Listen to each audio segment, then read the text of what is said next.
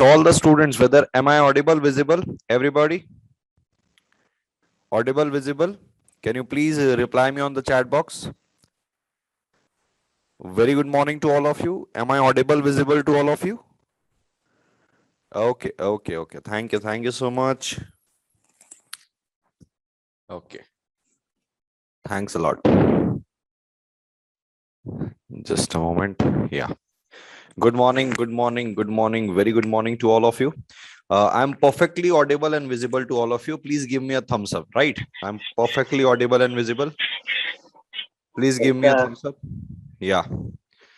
Let me mute all of you.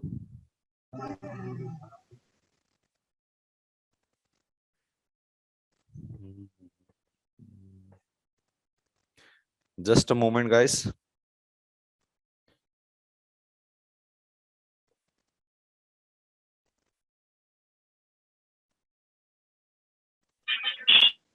Can you please unmute yourself, everybody?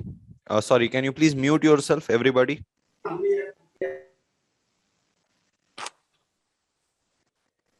Everybody mute yourself.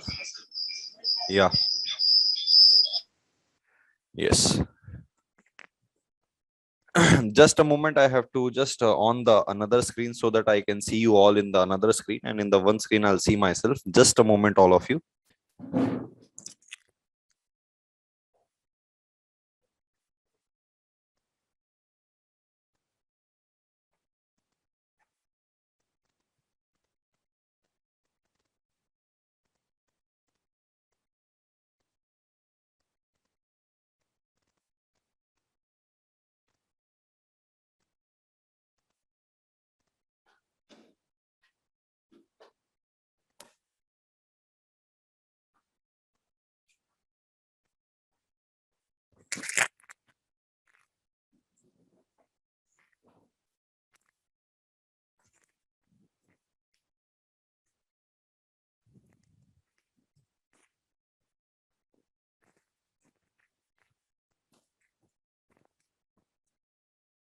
Yes, everybody.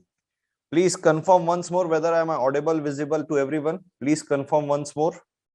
And I will request to each and every one of you to please on your camera.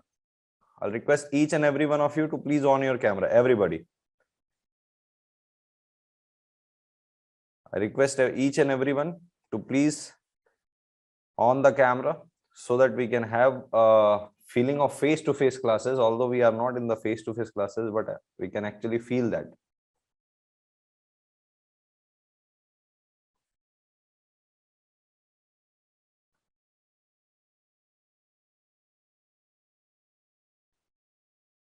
Okay, okay.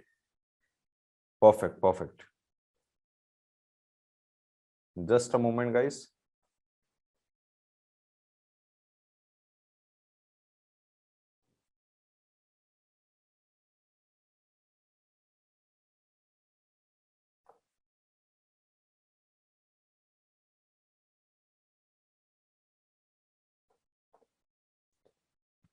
Yes, just a moment. I guess the Vinod Kumar and VR Sehwaga have not opened the camera. Please, everybody, please, I want everybody should be visible to me. Everybody.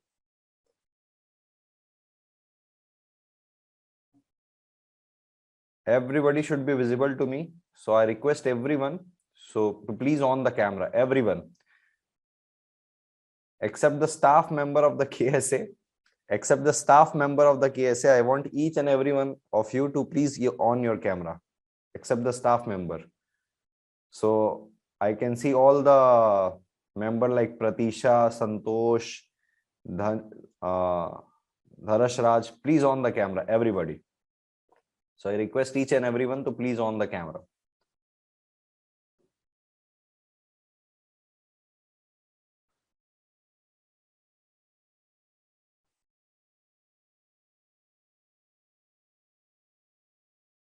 Yeah. Okay. Just a moment, guys.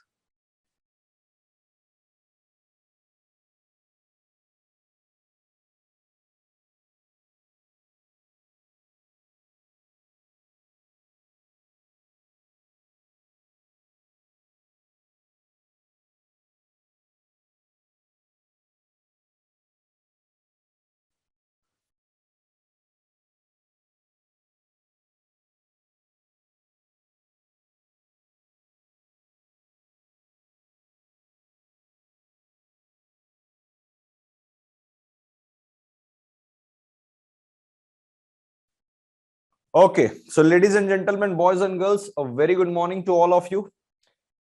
A very, very, very good morning to all of you. I hope each and every one of you is doing absolutely good.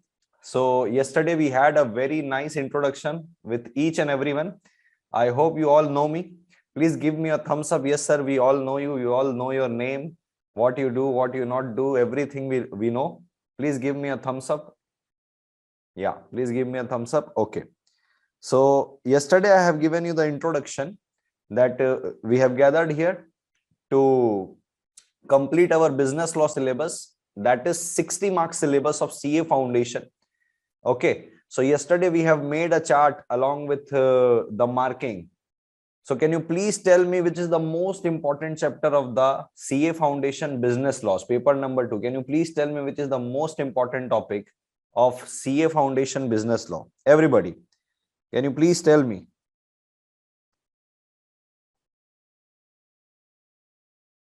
Everybody, can you please tell me which is the most important topic? ICA. ICA means Indian Contract Act 1872. Yes, everybody.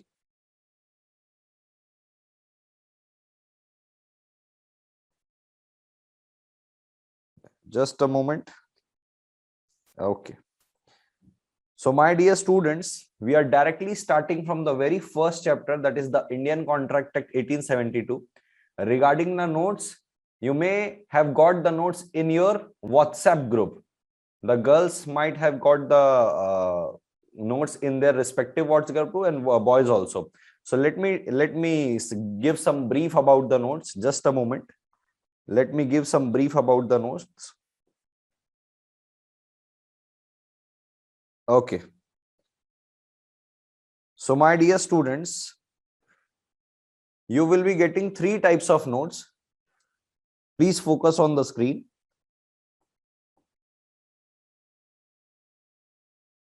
Regarding the notes, you will be getting like one printed one, the another is handwritten, and the third one is, we call it as bullseye notes. Bullseye notes. So this notes, this printed one as well as this handwritten notes has been sent to you free of cost in your WhatsApp group. In your WhatsApp group via Google Drive. Okay. So now what is the purpose of this notes? Let me tell you. So regarding this printed notes, you will be getting 2 types, 2 chapters printed note. First is of ICA, Indian Contract Act 1872, and second one is of Sale of Goods Act. For these 2 chapters, you will be getting a printed notes. Regarding handwritten notes, you will be getting handwritten notes of all the chapters. You will be getting the handwritten notes of all 5 chapters. Now, sir, what is there in the bullseye notes? What is there in the bullseye notes, and what is this bullseye notes actually? So, guys, let me tell you very clearly. I have made very, very, very, very hard efforts to make these notes, that the bullseye notes. Nothing come out of that bullseye notes. Nothing. In that bullseye notes, we have covered each and every question unit wise. Like for suppose in Contract Act, there is 6 units. So we have covered each and every unit wise. From first unit, these questions are important, and out of which nothing will come. So this, you will be getting the hard copy. You will be getting the hard copy from management.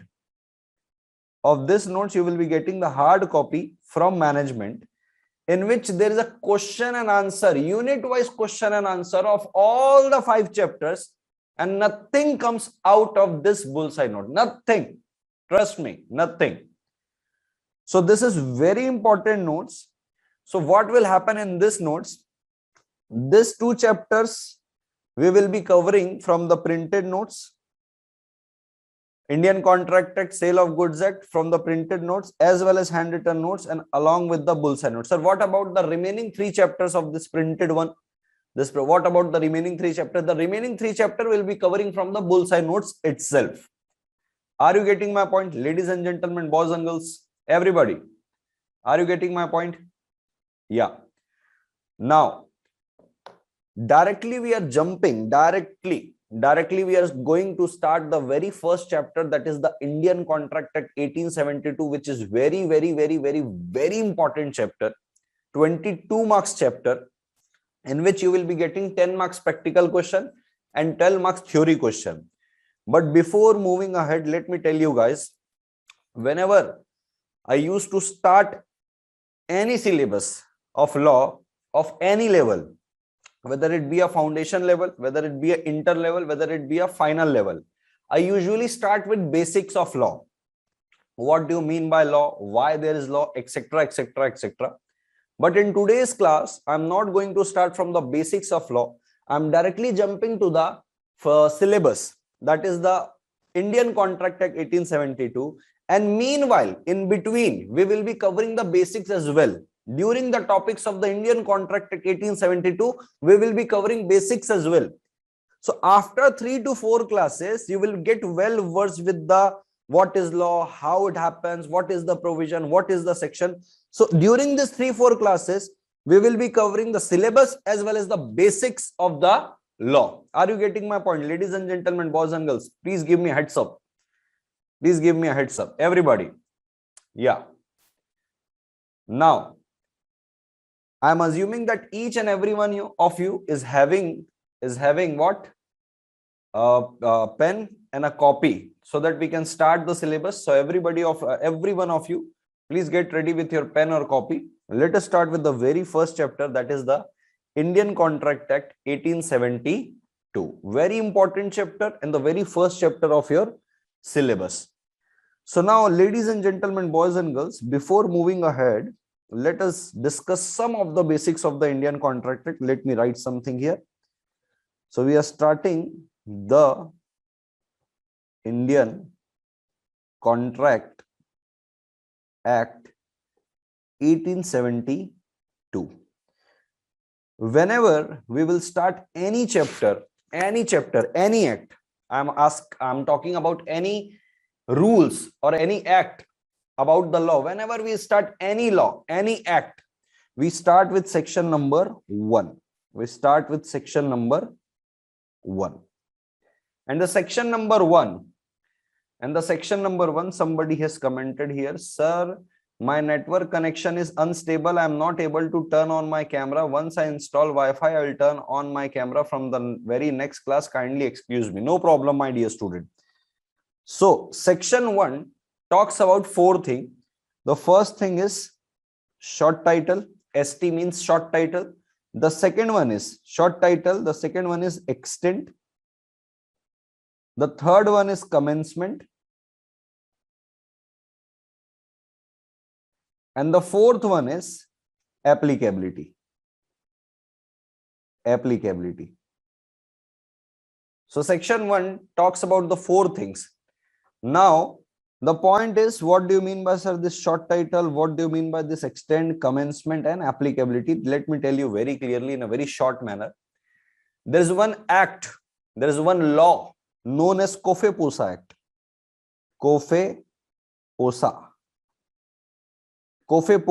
Act. Now, the full form of this act is Conservation of Foreign Exchange, Conservation of Foreign Exchange and Prevention of Smuggling Activities. Prevention of smuggling activities. My dear students, don't you think this law is having a very big name? See, Conservation of Foreign Exchange and Prevention of Smuggling Activities. Are you getting this point? Very big name. Are you getting this point, everybody? So what the lawmaker used to do, what the parliament used to do, see, the lawmaker is actually a parliament. So whenever some act or some law is having very big name, they usually give that law a very short title, and the short title is COFE-POSA Act. They covered COFE, COFE, POSA. They covered the acronym and made a very short title, COFE-POSA. Why they did so? Because whenever you have to refer this law to anybody, as per the rules of this act, you are under arrest. So if we don't have to take the full name of that, as per the provision of conservation of foreign exchange and prevention of the smuggling activities, you are under arrest. We will simply say, as per the COFE-POSA Act, you are under arrest. Getting my point, ladies and gentlemen, boys and girls? So whenever some act, some law is having a very big name, the lawmaker used to give them the short title. Give them a short title. Now, my dear student, in case of the Indian Contract Act 1872, can you please analyze the situation whether this name and this name is having a lot of difference? This act is very big name this act is having. But as per the Indian contract, it's a very simple. You can simply say as per the Indian Contract Act. So because the name is not very big, the title is not very big in case of the Indian Contract Act, the short title of this act is the main title. That is the Indian Contract Act 1872. Getting my point, ladies and gentlemen? There is no short title in case of the Indian Contract Act 1872. The main title is the short title. Everybody getting my point? However, practically, generally, we people used to say that is the Indian Contract Act is ICA Act. We create the short title generally or practically, but the lawmaker haven't created the short title of this, the Indian Contract Act 1872. Everybody, are you getting my point? Everybody, please give me a heads up. Everybody, are you getting my point? Yeah. Now the point is extent. Extent means where this act is applicable. In Tamil Nadu, in Maharashtra, in Gujarat, in Kerala, where this act applicable, where to what extent this act is applicable. The act is applicable to the whole of India, to the whole of India. Everybody. Now the third point is very important. You need to understand about this. There's two things about the act. First is enactment, and the another one is commencement. Now please try and understand, my dear students. I'll give you one example to explain this enactment and commencement thing. For suppose today we have started the class. Today is 7th of January. Everybody, today is 7th of January. Today we have started the class. Okay.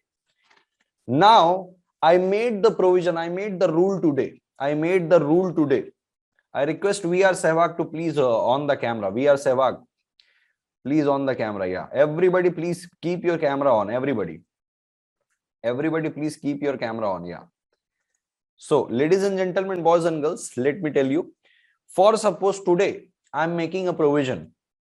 Today I'm making a provision that from today all the students have to give their present in the online classes up to 8:15 a.m. The class starts at 8. Everybody should be in the class up to 8:15 a.m. So I'm making this provision. On 7th of January. I'm making this provision on 7th of January. Making the rule that each and every student should be present in the online Zoom class up to 8:15 a.m. Everybody. Now this is in the 7th January. Some student asked, like for suppose this student that the name of the student is like Sarvanan SR. For suppose that Sarvanan SR, the yellow boy t-shirt. The boy is asking me, sir, I used to sleep late, sir, because my girlfriend don't allow me to sleep, sir, until and unless I talk to her for 2 hours, sir. So, sir, I usually sleep very late, sir. So, sir, I used to sleep at 2, sir, at 2. And exactly I woke up at, sir, 8 a.m., sir, after having 6 hours nap, sir, because the sleep is also necessary to attend the class. So, sir, can you please tell me, sir, what will happen if I do not come up to 8:15 a.m., sir? Because I may get late, sir. This is some personal issue, sir. You have to consider, sir. In the youth life, you may also have a girlfriend. You can understand my feeling. So I told Sarvanan, okay, it's absolutely fine. Nothing will happen. If you come after 8:15 a.m., we won't allow you in the class for that particular day. You can talk to your girlfriend to the whole day at that particular day. Okay. Talk to your girlfriend whole day. The rule is, if you come after 8:15, you won't be allowed in the classroom, and we will remove you from the class. Okay. Now the another point is, again Sarvanan is asking to me, this student Sarvanan SR is asking to me, sir, okay, sir, you made the provision from 7th of January, sir. So, sir, when this rule will become applicable to us, sir? Because you have made the provision from 7th of January and it is very second day of the class. Actually, the first day of the class, sir. The first day was the introduction class, sir. So, I told this student that this provision will become applicable to all of you from 10th of January. I am giving you 4 days time to get adjusted in this classroom time. 7th, 8th, 9th. From 10th of January, if you come after 8:15 a.m., you won't be allowed in the classroom. Our technical team will remove you from the class. Everybody getting the point? Everybody getting the point? Now the point is, my dear student, when we make the provision, when we make any law, it is known as enactment. It is known as enactment. And when the rule becomes applicable, that date is known as commencement date. That date is known as commencement date. Are you getting my point, ladies and gentlemen, boys and girls? So, regarding Indian Contract Act 1872, please try and focus, my dear students.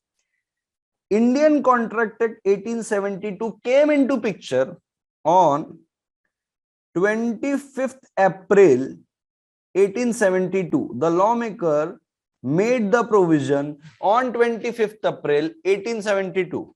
But after making the provision, the Indian Contract Act got commencement date from 1st September 1872. Everybody getting the point? Everybody getting the point? Now, we have covered this 3 things. First, short title. The second one is extent. The Indian Contract Act is applicable to the whole of India. The third, commencement. But in the commencement part, we have discussed one more term, that is the enactment. Enactment means when you make the provision. And commencement means when the provision is applicable. Now, the fourth part is coming, that is applicability. Okay. The fourth part, like, where it is applicable, to whom it is applicable, the Indian Contract 1872, to whom it is applicable. Before discussing this applicability part, I want to discuss the purpose of this act. I want to discuss the purpose of this act. Please have focus on this. I guess each and every one of you have penned down this. If not, please pen down this. Everybody noted? Can you please give me a thumbs up? Everybody? If anybody wants to note it down, I can wait. If anybody wants to note it down, I can wait. Everybody, please don't depend on the recording of the classes, that we will refer the notes after the recording. Please note it down. Yes, somebody has given a chat, sir, 2 minutes, sir. Okay, I have given you 2 minutes. Don't worry. Please note it down. Please note it down. Yes. Mahavishnu is asking, sir, please tell me again about the commencement, sir. Definitely, I'll tell you now. Please, first of all, please note it down. I'll let you know the comments about the commencement part. Note it down. Note it down, everybody.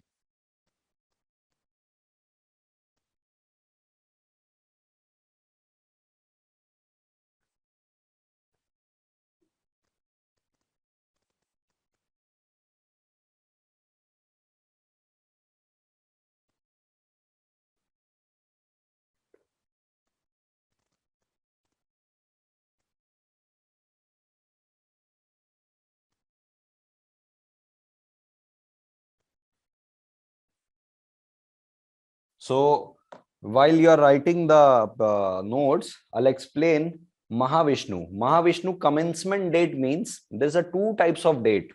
When you make the law, when you make the rule, that day is known as enactment day. You have enacted the law, you have made the law. But for suppose I am telling that from 7th January I am making the law from 7th January, but the law is not applicable from 7th January to all of you. It means, my dear student, it means if you come at 8:30 a.m. on 8th of January, there is no problem. On 9th of January, you are coming at 9 a.m. There is no problem. But if on 10th January, you are coming after 8:15 a.m., there is a problem, because from 10th of January, we are making the provision commencing. We are commencing the provision from 10th of January. If on 10th of January, you are coming after 8:15 a.m., we will remove you from the class. Everybody, are you getting my point? Everybody, are you getting my point? Can you please give me the thumbs up? Yes.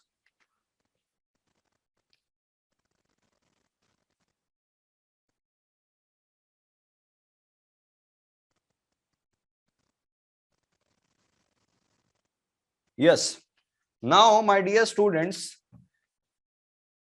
everybody note it down or want some more time to note it down? These are the basics of the Indian contract. Everybody note it down? Hello? Everybody? Yes. Now, my dear student, please try and understand. Before moving to the applicability portion, let us first discuss the purpose of this act.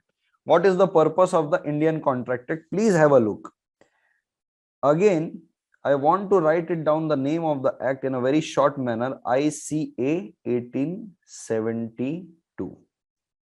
Okay. Now, please focus. What is the purpose? What is the purpose of this act?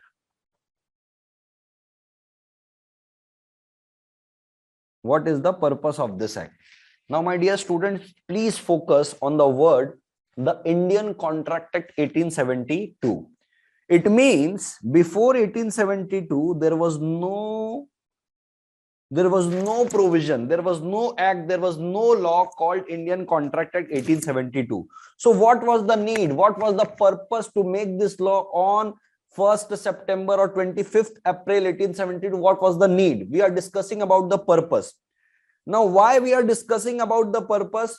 So when you got the root cause, why this act has came into picture, when you know the reason why this law has been made, why before 25th April 1872, why there was no law, why there was a need on 25th April 1872 make some laws, why there was no law before like this before 1872, there must be some purpose. And why I am focusing on this purpose? I am focusing on this purpose because when you know the reason why this act came into picture, and after knowing the reason, if you go to the provision, if you go to the rule, you will get to know, oh, this is the reason. For suppose example, please try and understand. Have you ever heard about the Motor Vehicles Act 1988, Motor Vehicles Act?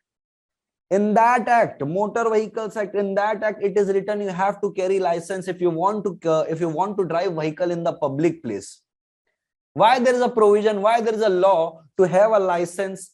And after having the license, you have to drive the vehicle in the public place. Without license, you are not allowed to drive the vehicle.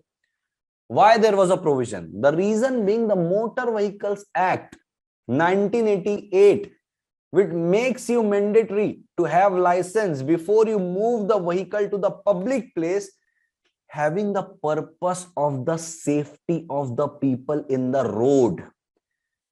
If you are not having license, if you are not 18 or above, definitely you are a minor and you will drive the vehicle recklessly. Because you are driving the vehicle recklessly, some people's life may come into danger along with you. So they made the provision that you must be 18 or above, having a permanent license, and after that you can drive the vehicle. The reason, the purpose of the act is the safety of the public on the road, public place. So now please link the purpose and the provision. The provision is you have to be 18 or above along with the license. After that you can drive the vehicle on the public place. Why there is this provision? Because the purpose. Link the provision and the purpose. The purpose is the safety. How the safety will come into picture? When we make a provision that at the age of 18, because before 18 you are minor, you do not understand what is the risk, what is the purpose of life, what is the importance of life. You must be 18 or above and must be having a license. So at the time of giving the license, the RT officer will check your driving skill, whether you are able to drive the car or not, whether you are able to drive the bike or not. Because if you are not able, he will not give you license, and if he will not give you license, you can't drive the vehicle on the public place. So this is the reason why he or she is not giving you the license, because you are not having the skill. And if you're not having the skill to drive, you may take anybody's life by banging him on. So understand why there is a provision, because of the purpose. The purpose is safety, and because of this we have made this provision. Getting the point? So when you understood the provision along with the purpose, it digests on your mind, it digests on you with the root cause. You will never forget the provision when you understand the provision along with the purpose. Everybody getting my point? So I haven't discussed the purpose of the Indian Contract Act 1872 yet. I was just discussing an example that why you need to understand the purpose before understanding any law. Can you please give me the thumbs up? Everybody getting the point? Yes. Now, my dear students, please try and understand. I haven't taught you any single provision. We have just started the act. We are just discussing about the basics of this provision. Now my point is, please try and understand. For suppose for the timing, I haven't taught you the definition of contract. We haven't learned any single provision of this act. For suppose, for the timing, just for the better understanding of all of you, I am assuming for the time being, contract means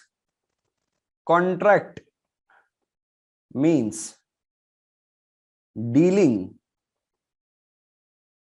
between two or more parties. Can I say this? Dealing between two or more parties. Can I say this, my dear student? Can I say this? Contract means dealing between two or more parties. Can I say this, everybody? Can I say this? Yes. Now the point is, or I can say promise between two parties. Promise between two parties. Now, my dear student, please try and understand what I'm going to tell you. You have to relate this. You have to relate this. Now, please focus. Have you ever heard from your grandparents or all the old school people in our house that our grandparents, our granny and all, they used to teach us, like in the today's world, there is no value of words. Have you ever heard about this? That in today's world, there is no value of word. If you are promising something, if you are committing something, now in the today's world, promises are meant to be broken. Everybody. In today's world, promises are meant to be broken. But in that early ages, the promises are meant to be kept. Please try and understand the statement. In the earlier world, promises are meant to be kept. But in the today's world, promises are meant to be broken. Everybody. Now, today, like I'm just giving you the nice example. Now, today, if the boy is telling any girl that I love you so much, you are very beautiful, I want to get engaged with you. I want to be in a relationship with you. There may be a very nice possibility. There may be a very nice possibility that the boy is just giving the sweet words to the girl to get the girl his side and let them have a very nice benefits, and after that they will leave everyone. This is the true ugly truth of this era. See, the boy is promising something but having the intention of something else. So in the earlier word, please try and understand what I'm trying to say is, for suppose, let us take an example of us. For suppose, let us assume we are before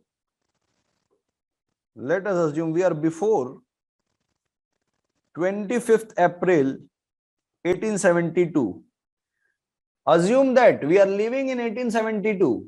Although the truth is I haven't born in 1872. You have just born like in 2015 to 2020. Assume that we are living in before 25th April 1872, and before 25th April 1872 there was no law known as Indian Contract Act 1872. Now there is a dealing between, there is a promise between two parties. One party is KS Academy and the another party are students. One party is KS Academy and another party is students.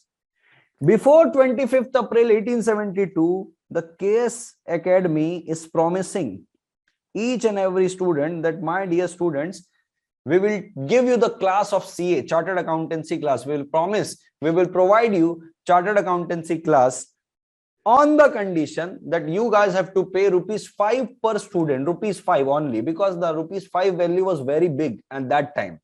So we are charging only ₹5. Okay. And the students are also promising that we will be paying ₹5 per student to the KS Academy. Yes, everybody. Now the point is, all of the students, around 1,000 students paid ₹5. Now the KSA is having a fund of ₹5,000.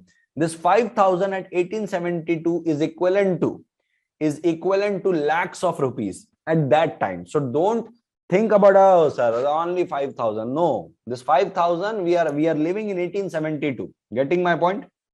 Now please try and understand. My dear student. Please try and understand. KS Academy is giving you class only for 3 days. However, KS Academy promised you that they will provide you class for 3 months, and after 3 days, all faculty of KSA absconded, that they have taken money and gone from that city. Where is the academy? Where is the faculty? There is nothing.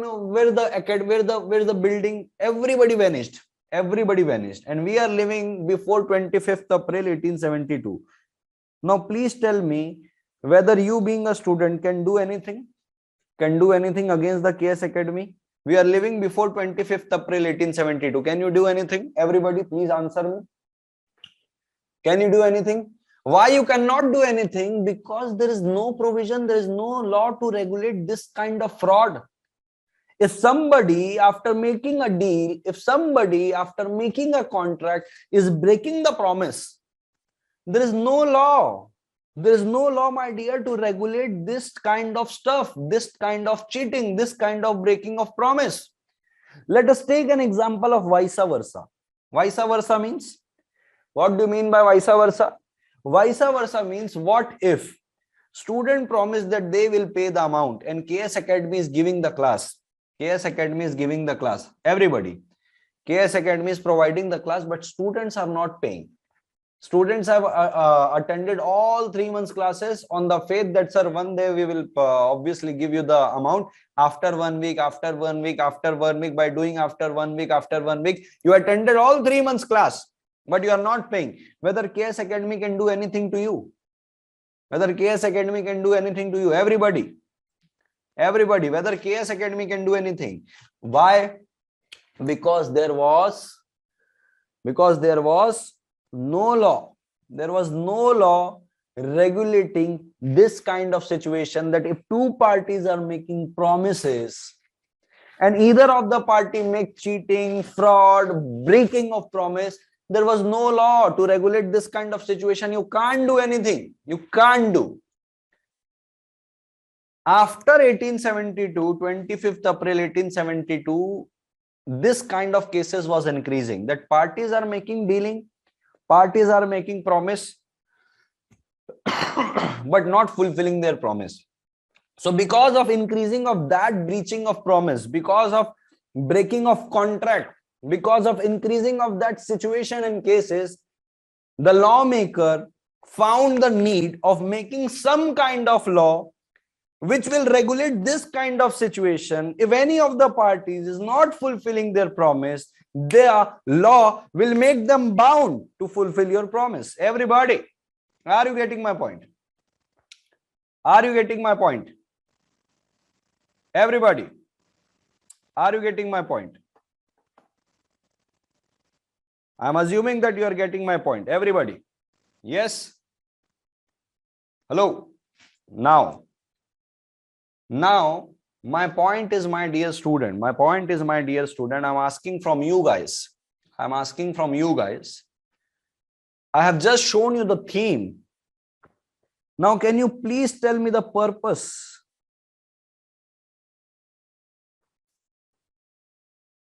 What is the purpose of the Indian Contract Act 1872? Can you please tell me the purpose? At what principles? My question should be like this. At what principle? At which principle? At which principle the Indian Contract Act 1872 is based? At what principle the Indian Contract Act 1872 is based? Can you please answer? What was the purpose? What was the principle? What was the need? Can you please answer? Because I have drive you to the edge. Now you have to answer. Sir, the purpose of this act is one should breach the contract between parties, sir. No one should breach the contract. Yeah. Okay. I got your point. No breaking of promises between two parties. Great. To avoid cheating. Great. Very nice. Now, my dear students, for your knowledge and understanding, I'm telling you one thing. What I'm going to tell is not relevant for your examination point of view. It is relevant from your knowledge point of view. And you will get this knowledge. You will not get this knowledge from any other classes. I guarantee this.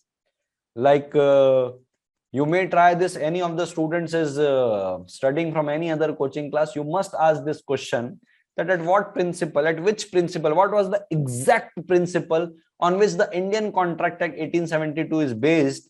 They won't be able to answer this. I'll let you know what is the provision. So the principle was actually a Latin principle. And what was the Latin principle? Let me tell you. The Latin principle is very strange actually. The Latin principle name is Pacta Sunt Servanda. This is the foreign language, the Latin principle Pacta Sunt Servanda. What this actually means is promises must be kept. Promises must be kept. It means whatever promise you are making to any of the party, you must keep those promises and you have to fulfill the promise. See, you guys, what you guys have just told me about the provision. To safeguard the interest, somebody has said no breaking of promise between two parties. So this is the statement, negative statement, no breaking of promise, having the same meaning, that promises must be kept. The promises must be kept is a positive statement. No breaking of promise between two parties is a negative statement. Are you getting my point? Ladies and gentlemen, boys and girls, both this statement have the same meaning. Both this statement have the same meaning. One statement is no breaking of promise between the parties. And the another statement is promises must be kept. So promises must be kept is having the same meaning, that if you are making the promise, you have to fulfill. No breaking of promises between parties mean you do not have to break the promise, you have to fulfill the promise. One is the negative statement, one is the positive statement, but the meaning of both the statement is same. Everybody? Hello? Everybody? Yes. Everybody got the point? So, the actual principle, the actual cause of making is the Latin phrase pacta sunt servanda. Pacta sunt servanda in literal language means promises must be kept. If two or more parties is doing some dealing, making some promise to each other, that promises must be fulfilled. Now, can I say, my dear students, now, if we are not before 25th April 1872, we are after. Now, the KS Academy is not fulfilling the promise to provide coaching class for 3 months, but giving the coaching class for only 1 month. Whether you can do anything. Please tell me whether you can do anything. Everybody, I want you to answer whether you can do anything. Yes, sir, you can do. Now, in this case, what will happen, you know? No, I guess. Somebody is typing no, I guess. I don't want your guessing. Now, please try and understand. Now, there is a provision. After 25th April 1872, there is a provision. Of the Indian Contract Act. Now, what will happen? If some of the parties making breach of the promise, the Indian Contract Act 1872 will come in the form of God and will ask the breaking party, my dear KS Academy, please fulfill your promise. Otherwise, there is a law which will ask you to pay for the damages.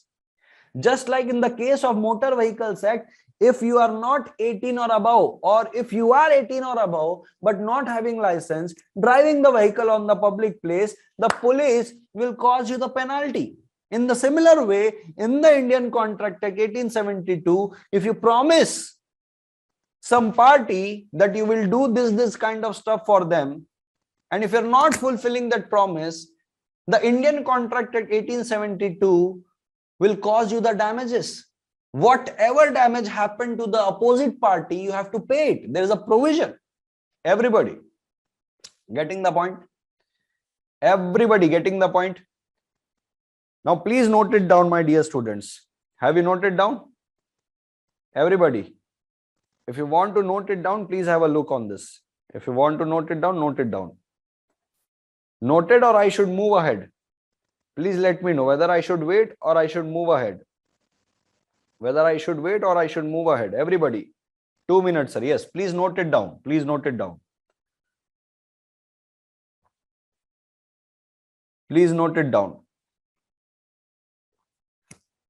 While some people are noting the class, let me have some word with the students. How are you all, my dear students? How is the cold in the Chennai? I'm literally missing the face-to-face classes. You won't believe, I was around 2 years, 2 kilometers from the airport when I got the notification that there's a complete lockdown for the coaching institute. I got back from the airport. I was actually very excited for this batch, this face-to-face batch, because the energy of the face-to-face batch is something different. Very foggy in the morning. Okay. Vishwa Darshani is telling very foggy in the morning. Okay. And what about the evening? Really missing face-to-face class. Even I am missing the face-to-face class. So what is the temperature right now in the Chennai? What is the temperature right now? Like 15, 16, 17, 10. What is the temperature right now? Now the sun is lapping in the face, sir. Okay, slapping in the face. Okay. Okay. Sun actually kiss you. Do not slap you. Like, can you imagine like this? If the sun is coming, how you will get the slap, man? Huh? The sun is slapping.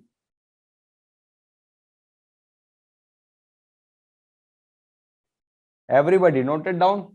29 degrees. Somebody is telling 26. Somebody is telling 29. You both must be living in the different places. Adil, Hamid and Vishwa Darshani. Both must be living in different places. Okay, let me know once you have noted down this. Okay, let me know. So how's the life going on, boys and girls? Life's going on, living the life. How's the life going on? Are you college people or are you you are going to the like private college? How many of you is having the regular college? Regular college people. At what time you have the college, and whether and maybe the college are also shut down right now, right? You don't have any college. Even the college class will be happening on the Zoom itself, I guess. Am I right or wrong? Am I right or wrong? Yes, sir. Okay. So you guys must be missing your girlfriend or boyfriend, nah? Because you are not going to the colleges, huh? You guys must be missing the girlfriend and boyfriend. Sir, can you tell me how these acts came into existence? I'll let you know. I'll let you know about the basic. Who are making this law, etc., etc., etc. I'll let you know. I'll let you know, guys. Don't worry about this. Who makes this, etc., etc. Everybody, I'll let you know. Sir, where are you from, sir? Basically, I am from Bilaspur, Chhattisgarh. You guys might have heard about this place, but I am settled in Pune, Maharashtra. I'm settled in Pune, Maharashtra. So, born and brought up. Sir, that's why Skype invented. Yes, actually, that's why Skype invented. For your girlfriend or boyfriend, or for the teaching purpose? Everybody. Yeah. Okay. Now let us move ahead. We are done with the purpose of this act, and I'm assuming that you get well versed with the purpose. Okay. With your permission, can I move ahead? I can see some of the faces are yawning. You know that this is the reason why I took shower before taking the class, because if I also come after like just waking up from the bed, even I used to yawn. Okay. Had the breakfast, everybody? Had breakfast? No? Feeling hungry? Feeling hungry? No, no. Okay. Okay, you know, like let me share my experience with you guys. Like yeah, feeling hungry, sir. Yes, you may eat, my dear. You may eat. I cannot eat. Even I am feeling hungry. My mom came to me and asked me, my dear, whether you need something. I told my mother it's already 8. I have to start the class. I'll share one experience with you guys. See what happened in the north region in which I am living. My mother and whatever families we are having in the north, we used to cook idli, dosa, medu vada occasionally, you know, occasionally. Like if someday we want some special dish, we used to cook like dosa, medu vada, idli, sambar vada. So for our reason, for our family who used to live in north, this is the special dish, you know. We usually have dal rice, chapati and sabji in the lunch and dinner. But what I have seen in Chennai when I came last to give the coaching to May 2022 batch, your general food is idli, dosa, medu vada, sambar vada, like this. And occasionally for you, the special dish is chapati and sabji. Occasionally you guys eat the chapati and sabji. Yes, I am right or wrong? You guys eat the chapati and sabji occasionally, but in our case, the chapati and sabji is the usual food. For our, the special dish is the idli, dosa and sambar vada. Yeah. So when I asked you about the breakfast, I remembered about the idli, dosa and sambar. Yeah, it's totally different. Yes, sir. Especially on birthdays. Yes, actually, especially on birthdays. Okay. I can see Prithika is eating something. May I know, Prithika, what you are eating? See, everybody is hungry, huh? Chalo. Now, please have a look, my ladies and gentlemen, boys and girls. Let us move to the applicability portion. Let us move to the applicability portion, applicable. Now you tell me, my dear students, you tell me where this the Indian Contract Act 1872 will be applicable. On what thing the Indian Contract Act 1872 will be applicable? You tell me. Where it is applicable? Any guesses? Any guesses, ladies and gentlemen, boys and girls? Where this act applies? The Indian Contract Act 1872. Very nice answer. Very nice answer. On contracts made between two parties. So in simple, what can I say? The Indian Contract Act 1872 is applicable on contracts. In simple, what can I say? The Indian Contract Act 1872 is applicable on contract. Can I say this? Can I say this, everybody? Yes. Now, my ladies and gentlemen, boys and girls, now from this point, the actual chapter is starting, which is relevant from your examination point of view. Till now, we are just warming up. Till now, whatever we have just read is the basic. When the law came into picture, why the law came into picture, what is the short title, what is the date of enactment, what is the date of commencement. From now, from the point of applicability, that is the contract, that the Indian Contract Act 1872 is applicable on all types of contract. And the contract is defined on section number 2, clause H. Contract is defined on section number 2, clause H. There is a definition of contract. And from this point, your examination point of view syllabus is starting. Like, what do you mean by contract? First of all, we should understand what is contract. On that contract, the Indian Contract Act 1872 is applicable. It means whatever dealing is happening between two parties must fall within the definition of section 2, clause H. If the dealing is falling within the definition of section 2, clause H, it means it's a contract. And in that contract, the Indian Contract Act 1872 will be applicable. If the dealing do not fall under the definition of this section 2, clause H, it means there is no contract between the party. And where there is no contract between the parties, the Indian Contract Act 1872 cannot be applicable. Now, what do you mean by contract? What definition is giving under section 2, clause H? Now, what we are starting is absolutely relevant from your exam point of view, and it's important. Now, my dear student, please try and focus. Sorry. Contract has been defined in section 2, clause H. Please understand this point, my dear student. The definition of the contract is an agreement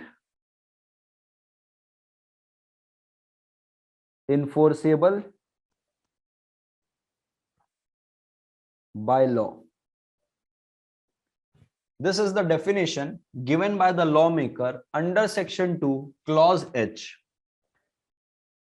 An agreement enforceable by law. This is the definition given by LM. LM means lawmaker. This is the definition given by LM, lawmakers.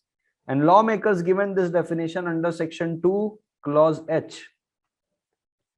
Now, for your better understanding, I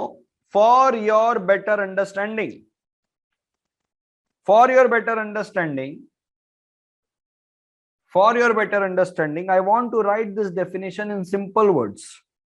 In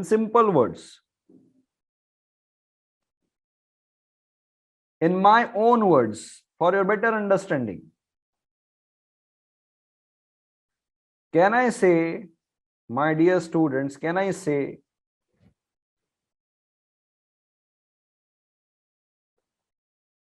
those promises which law will enforce is known as contract? Can I say this? Can I say this, my ladies and gentlemen, boys and girls? Can I say this? those promises which law will enforce.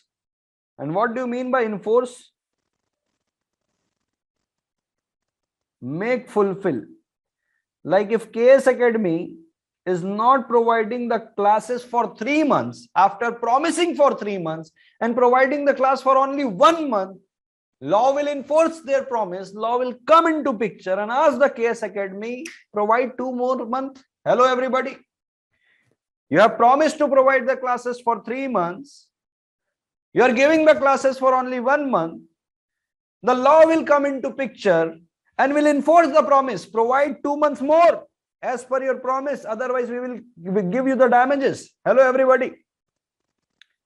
Are you understanding the definition?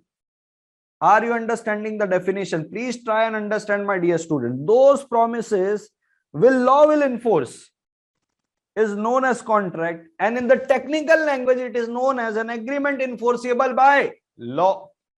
An agreement enforceable by law is a contract.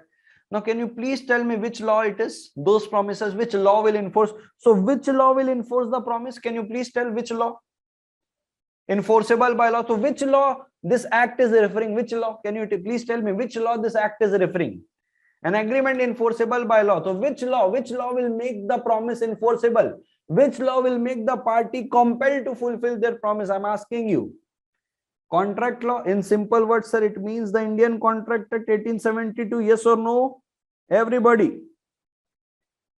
It means the Indian Contract Act 1872. Yes or no? Everybody. This law means the Indian Contract Act 1872. Yes or no? Everybody. This law means the Indian Contract Act 1872. So my dear students, the simple definition, the very simple definition of the contract in our language, in our friendly language, apart from the lawmaker's language, all those promises which the law will enforce in case of breach of promise, that promises will amount to contract. Yes or no? Can you please give me a thumbs up? All those promises will amount to a contract. Can you please give me a thumbs up? Now, let us break the provision. This was the basic understanding of the definition. I haven't scratched the provision. Now, I'll take at least half an hour to explain this definition to all you guys. Even more than half an hour. This 4 words, I'll take 5 hours. This 5 words. For this 5 words, I'll take around 1.5 hours to explain you this definition. This is very important definition. Please try and understand.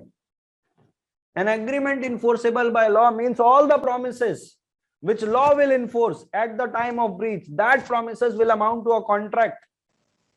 Now please try and understand, my dear students. Please try and understand. For contract, we need 2 things.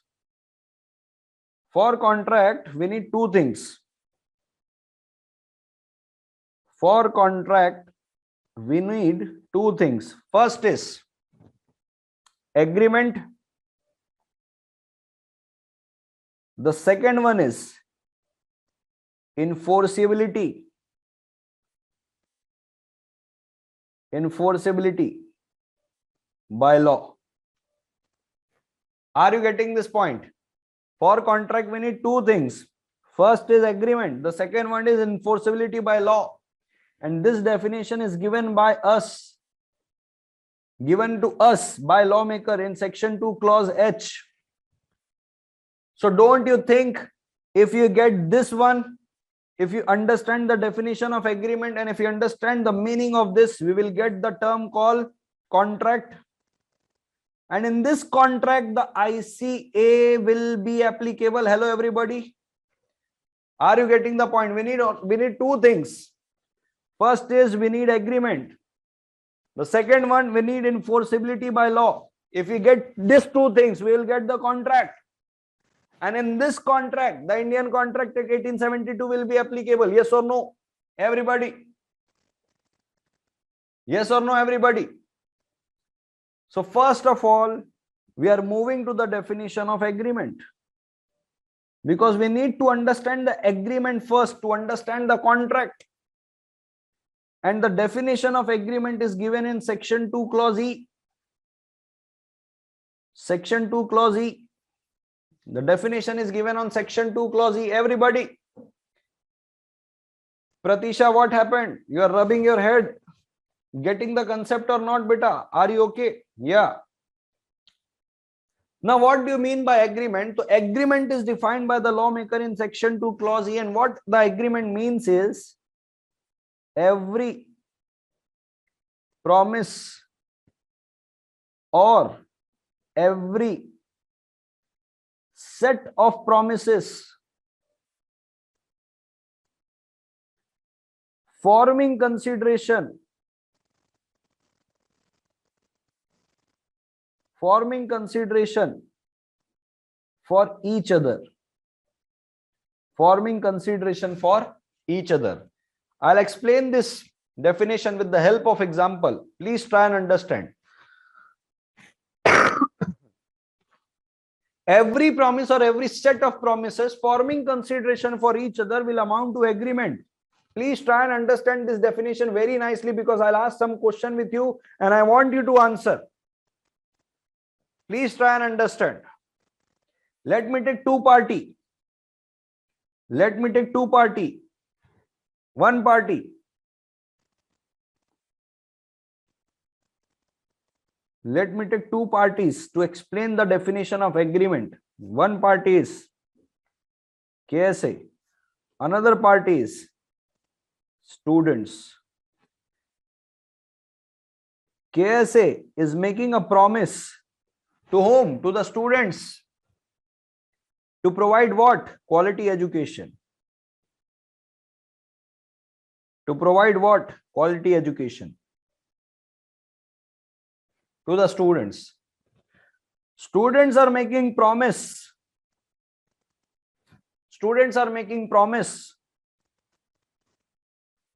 to pay the fee.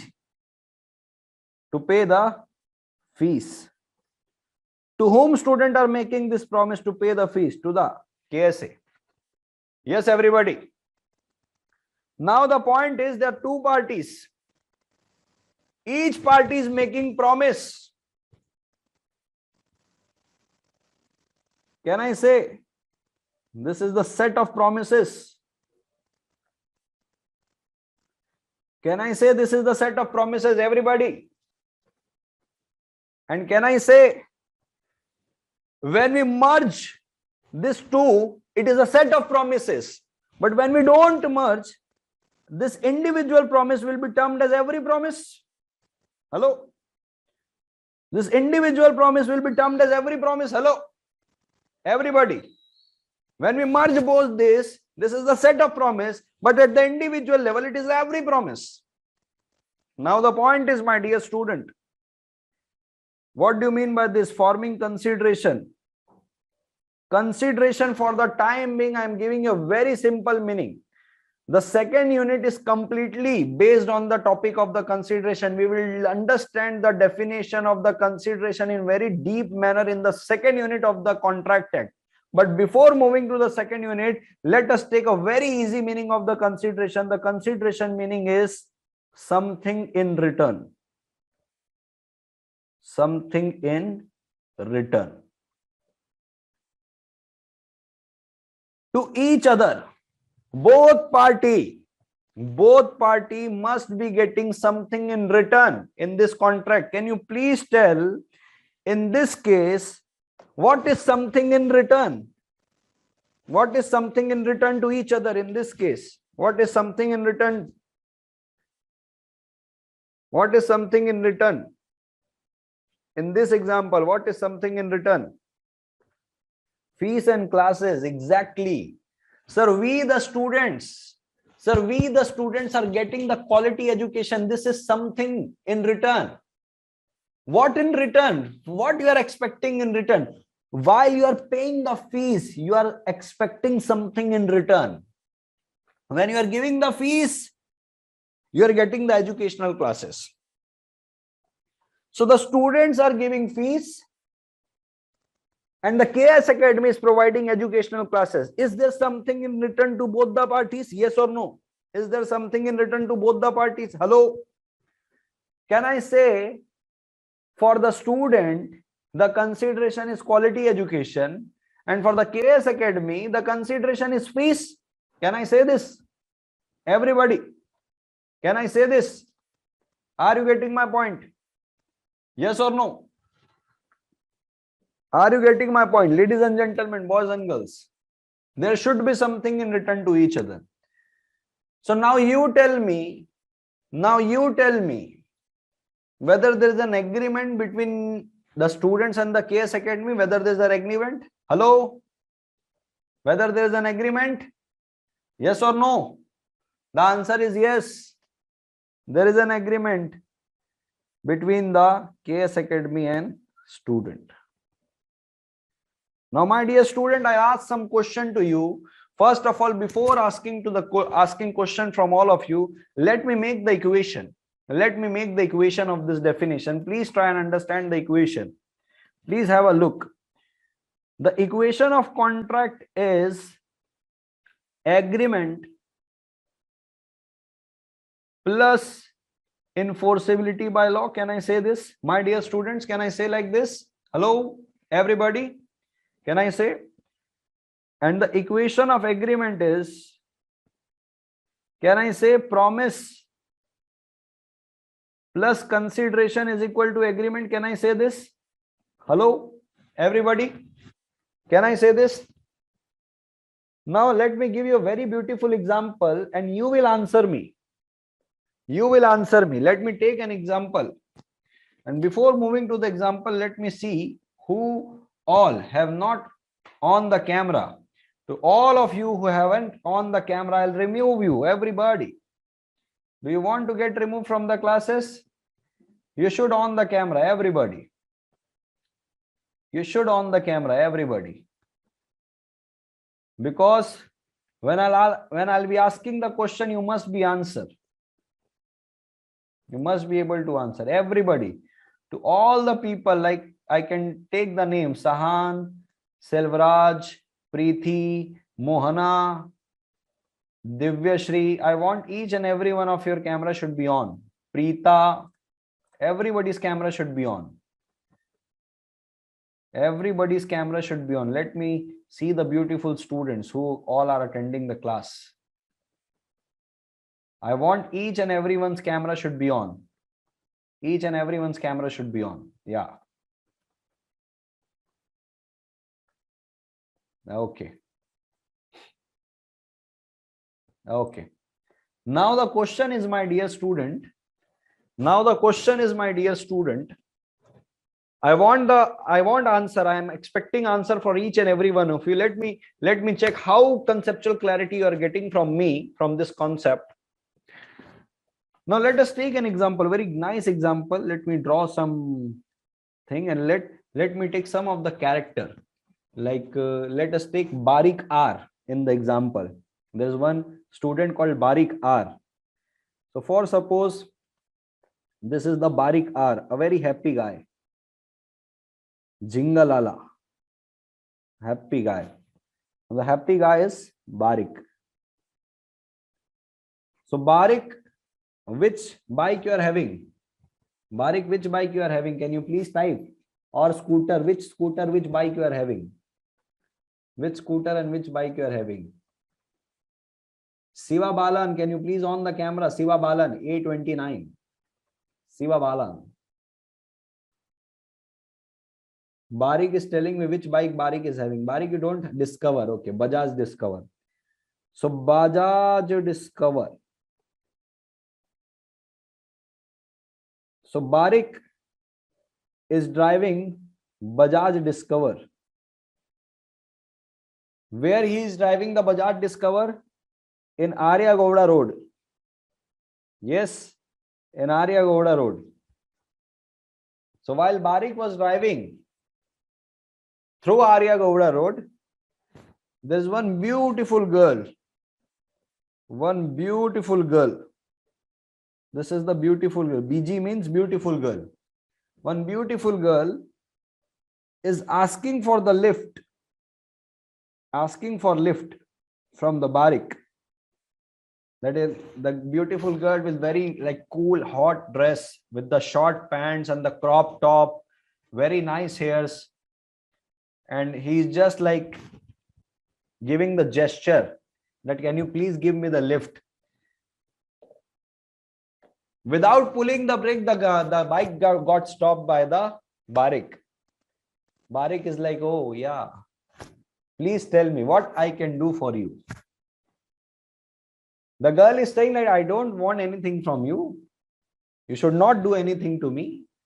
You should give a seat to me on the back of your bike and please drop me on the destination, whatever destination she wants to go. Okay. Now the Barik is like, why not? I can drop to you home. Barik make the girl to sit on behind the bike. And Barik, I request you to don't push the brake on and on. There's a girl sitting behind you. Okay. Now the point is, my dear students, whatever happened in this scenario, can you tell whether there is an agreement between Barik and the beautiful girl? Whether there is an agreement between the Barik and the beautiful girl? Whether there is an agreement between the Barik and the beautiful girl?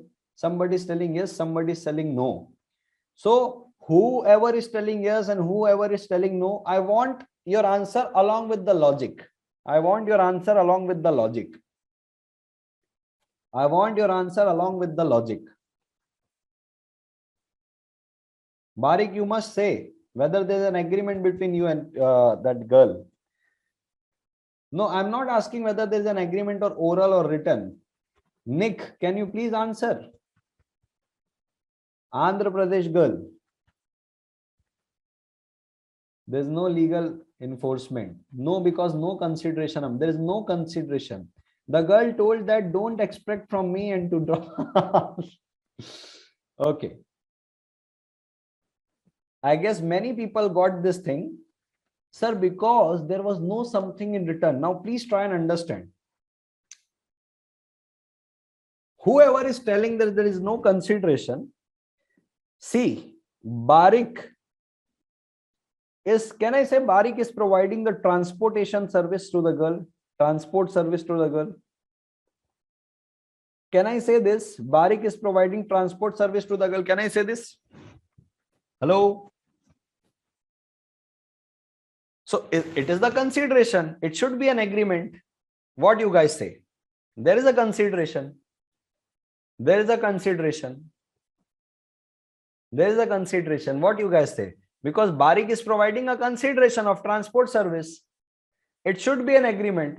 Why you guys are telling that there is no? Parth is telling, sir, Insta ID is consideration, sir. Sir, he gave a seat in a return because there is no agreement. So Barik, even I want to know the Instagram ID of that beautiful girl. Everybody wants to know. The nation wants to know.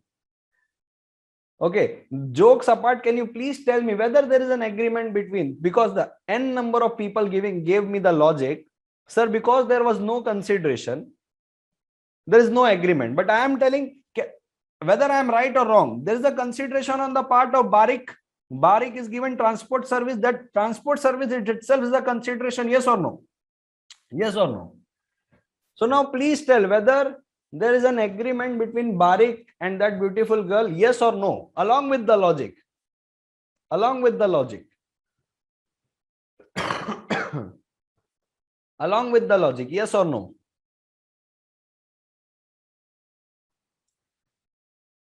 Yeah, Pratisha, give my regards to the mother. Give my regards to her. Yeah. No, there is no written promise. No, the promise can be oral and the promise can be written also. There is no problem at all. What if I tell you there is no agreement between the girl and the Barik? What if I say you there is no agreement at all? Can you please give me the logic why there is no agreement at all? Can you please give me the logic why there is no agreement at all?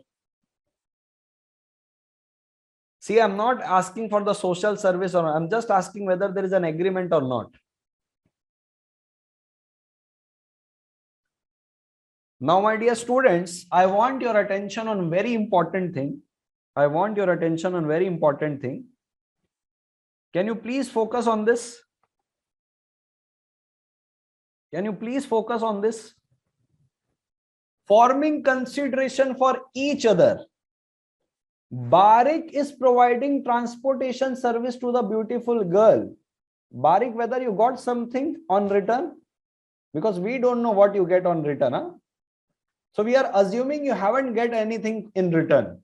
We are assuming. It's your personal matter what you have asked or not. I don't know. It's your absolutely personal matter.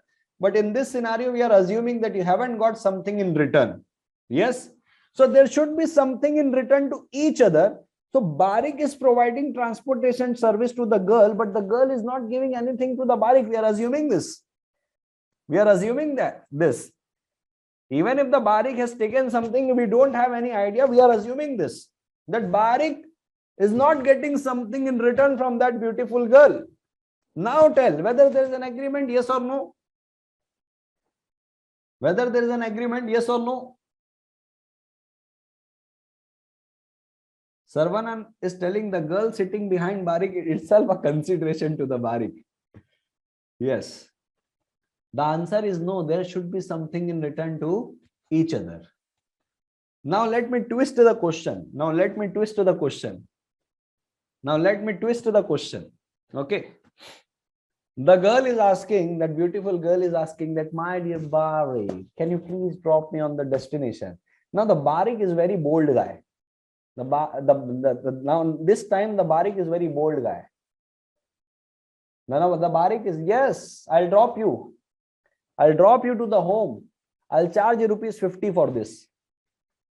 If you pay 50, I'll drop you. Otherwise, you should stand and try someone else. I will charge ₹50 to drop you.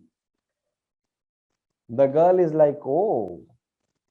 Now the girl is negotiating. Okay, I'll pay you ₹30. Okay. Instead of paying you ₹50, I'll pay you ₹30 and I'll allow you to, you can push the brake frequently. I'm allowing you. Okay. Now there is a deal. That instead of paying 50, the girl will pay 30.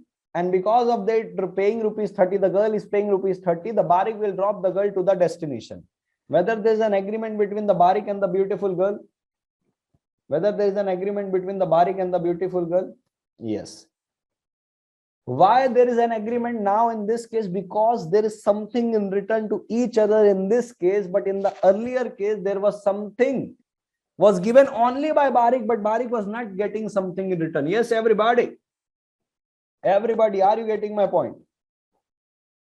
Are you getting my point?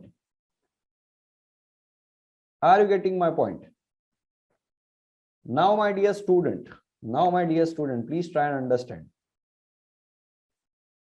Consideration must be monetary. No, it is not required that it should be monetary. See, in the case of KS Academy is providing consideration in the form of educational service. So consideration must be having a money's worth. Educational service is having money's worth. Transportation service is having money's worth. Right? So consideration should be which is having a worth of money. Okay. Now the point is, my dear students, another example. Please try and understand. Another example. The another example is, please try and understand.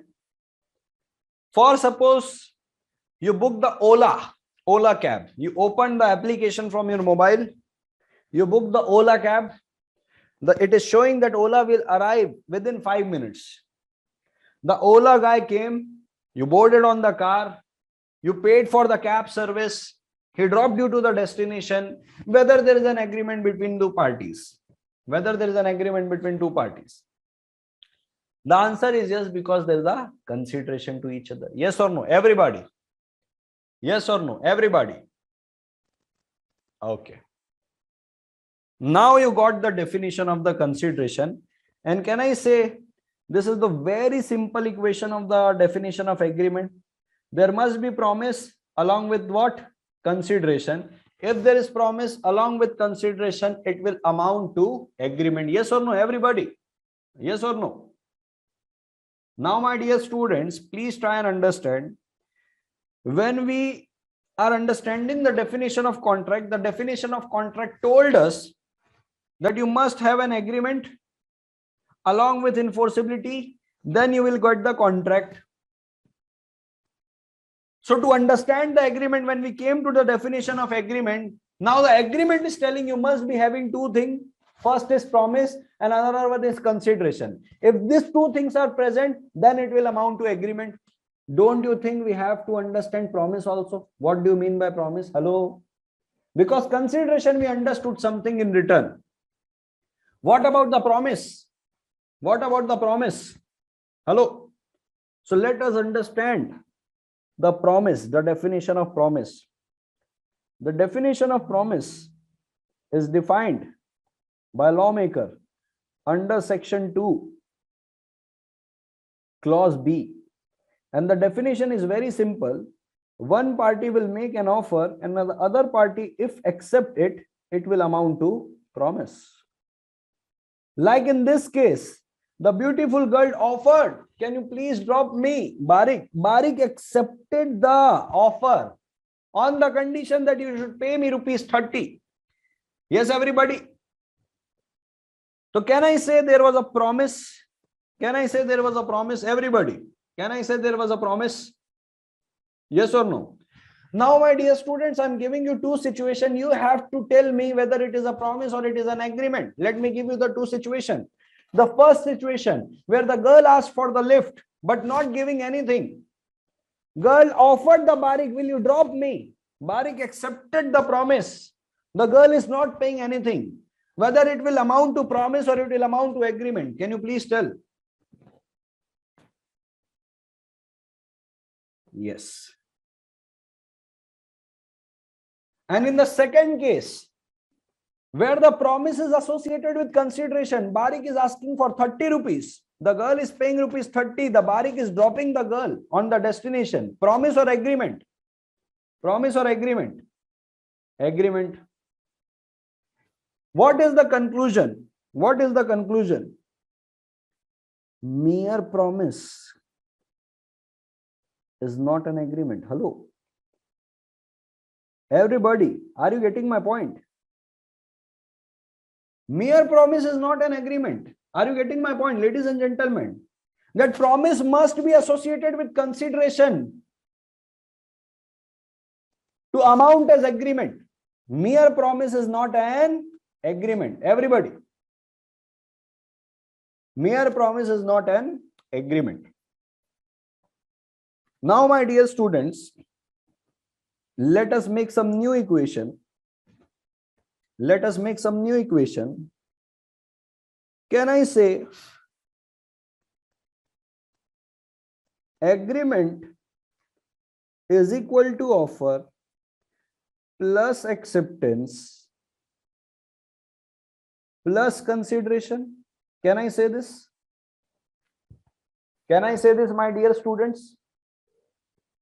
Can I say this? Because for an agreement, we need a promise, and we got the promise from offer and acceptance. So there is a promise plus consideration is equal to agreement. Yes or no? Yes or no? 2H is for the definition of contract.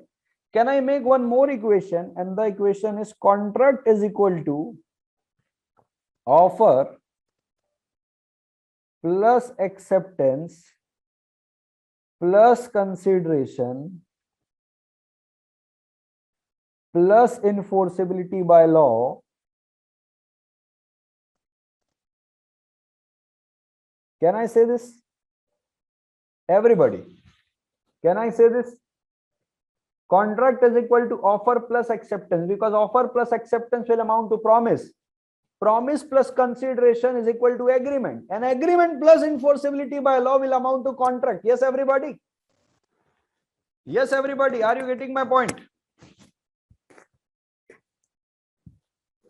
Rangnatham, you are telling yes or no? Rangnatham is telling yes. Yes, sir, I am getting your point. Yes. Yes or no? Yeah. Now this should be the gesture. Yes, yeah. Nick, are you getting the point? Prathisha, are you getting point? Prithika. Everybody getting the point? Yeah. Now please try and understand, my dear student. Now please try and understand, my dear student. Till here we got the point. Till here we got the point. Are you agree with me? Till agreement we got the point. Now we need to understand this part to get this part. Yes or no? We are one step away from the contract. Yes or no? We are one step away from the contract because we got the offer, we got the acceptance, we got the consideration, we got the agreement. We got the agreement. Yes, everybody. We got the agreement. We are one step away. If we learn the concept of enforceability, then we will get the concept of contract. Yes or no? Everybody. But before moving ahead, again, I want to ask some question with you, my dear student. Again, I want to ask some question. Can I say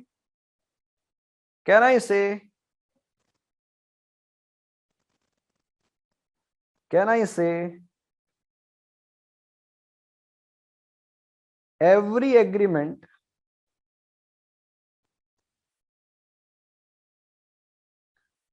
is promise, but every promise is not an agreement? Hello.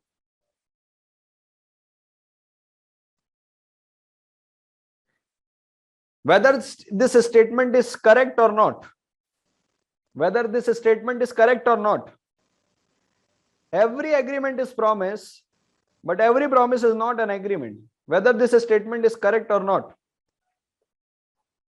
Statement is correct or not, everybody? Correct? Because, sir, if we are telling agreement, in agreement there is a by default promise plus consideration. But if there is only promise, we are not sure whether in that promise there is consideration or not. So it is not necessary that every promise should form agreement. But every agreement, because when we say agreement, it by default includes the consideration. Yes, everybody. Sakti, what happened, beta? Are you okay? Okay. Now, you want to note this thing, all this thing, what we have just learned? You want to note this thing? I'm showing you this. Please note it down. Till here you have noted it down, I guess. Till here you have noted it down. Now note down from here. Note down from here, everybody. Who haven't noted from here, please note it down. Yes, Prithika, what happened? With whom you are having word? Mother, sister, father, boyfriend? Okay, I can't see who is she. Mother? Okay. Mother. Okay, mother. Give my regards to your mother. Ask your mother, sir is asking, how are you? Give my regards. Yeah, please note it down.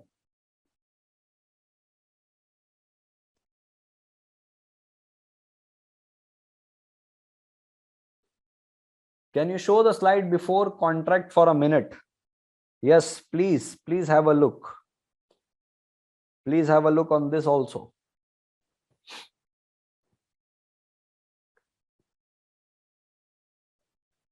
Yes, Santosh Kumar, yellow t-shirt guy, how are you? All good? Had breakfast? No? Do you have girlfriend? Ah, you took time to answer this. Ah, I got you. Okay. So my dear student, this is the earlier slide, I guess. You have noted it down. Yes, please have a look. Please note it down very fast.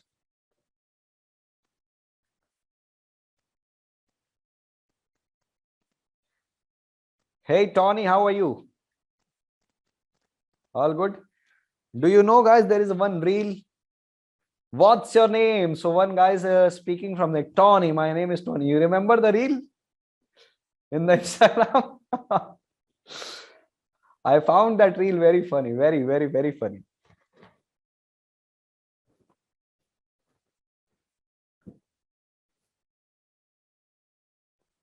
Can I swipe down, my dear students? Can I swipe it down?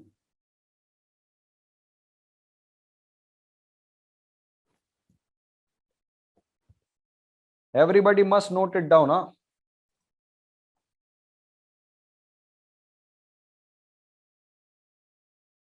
Again, some cameras are off. Can I please ask the admin staff to remove all you if you do not on the camera? I'll ask the admin staff to remove you all.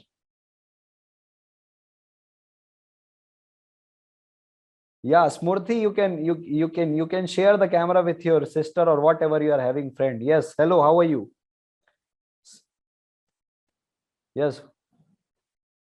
Yes, you both are students or you are sisters? Okay, I can unmute you. Yeah, just a moment, I can unmute. Yes. Yes, you can unmute yourself. Smruti. The video got stuck actually. Okay. If anybody wants to have word with me, ask me. I can see 3 guys laughing here. Blyton. Yes. Can you please unmute yourself, Blyton? Sir, we are in hostel, sir. Yes, sir. You are in? Yes, sir.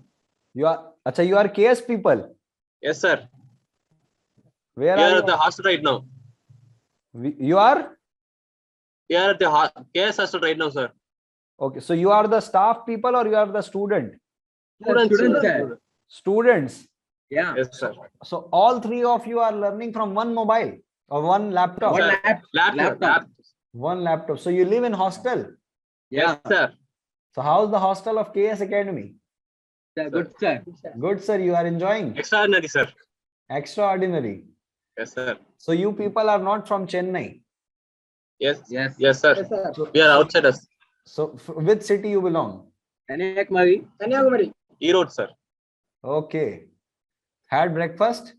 Yes, sir. Okay. Do you guys go to the college? No, sir. Only academy. Only academy. No private college as well? No, sir. So after 12th you are doing CA, that's it? Yeah. Sir. No BCom, nothing? Nothing. Professional guys, my goodness. Yeah.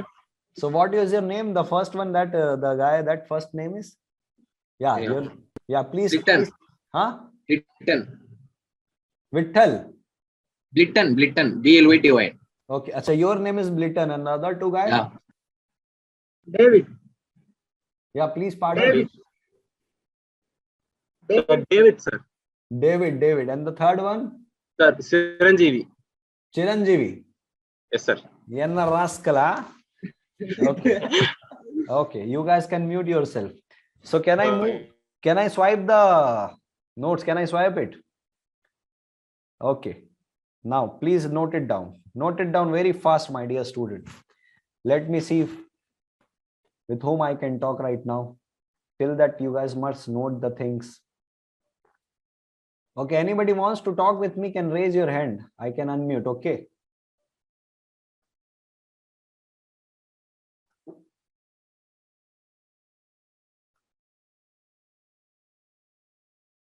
Yeah, my dear Barik, the beautiful boy. Can you please unmute yourself? Yes, how are you, Barik? I'm good, sir. How are you, sir? How's the beautiful girl? Sir, can you hear me? Yeah, I can hear you. Can you hear me? Yes, sir, I can hear you. So how's the beautiful girl? Where is she, sir? She gave Instagram ID or not? No, sir. No? No, You want the Instagram ID of that girl? I don't want, sir. You don't want? You already have one? No, sir. Nobody. I'm still single. Best friend? Close friend? Best friend forever? You don't have a best friend of boy also? Is there any? Yeah, yes, I have on boy, but you have the best friend in male, right? Yes, sir. Okay. But you don't have a boyfriend. It's a friend only, right? Yes. Okay. Okay, my dear student, can we move ahead? You can mute yourself. Okay. Please note it down. Fast. Sir, do you prefer joining in college? Hari Chandra. Where are you, Hari Chandra? Can we please have a word with you, Hari Chandra? Where is Hari Chandra? Okay, let me answer Hari Chandra this. Do you prefer joining in college? I do prefer joining in college in some condition. The condition is your college must be nice. Why there is a condition that the college must be nice? Because if the college is nice, the faculty will be nice. If the faculty is nice, he or she will give you very nice knowledge. And when you go to the college, you meet n number of people from the different places. So you got to know, you got to learn lot many things when you go to the college. You got assignment, you got different faculties, you got different people. So if the college is nice, if apart from understanding the subject, you are getting n number of things, you are getting ideas for the startup, you are getting knowledge of other fields from the different faculties, you are hanging around with the different people from the different cities. See, learning is a never ending process. You should not restrict your learning to the education itself. There may be learning of different people, meeting different people, having different ideas, sharing different ideas, getting knowledge of everything. So if the college is nice, you must join the college if the college is nice. I usually tell the CA inter students that if you are having a nice college in your city, opt for a single group and go for the college, because in college you learn so many things which you can't learn from a single course, because in college you meet with different people, different faculties, different assignments, etc. The college life is must. Okay, my dear student, can we move ahead? Please have a look here. This is the last slide which you should note down.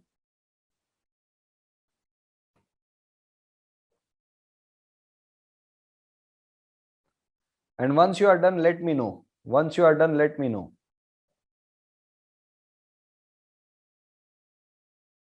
Once you are done, let me know.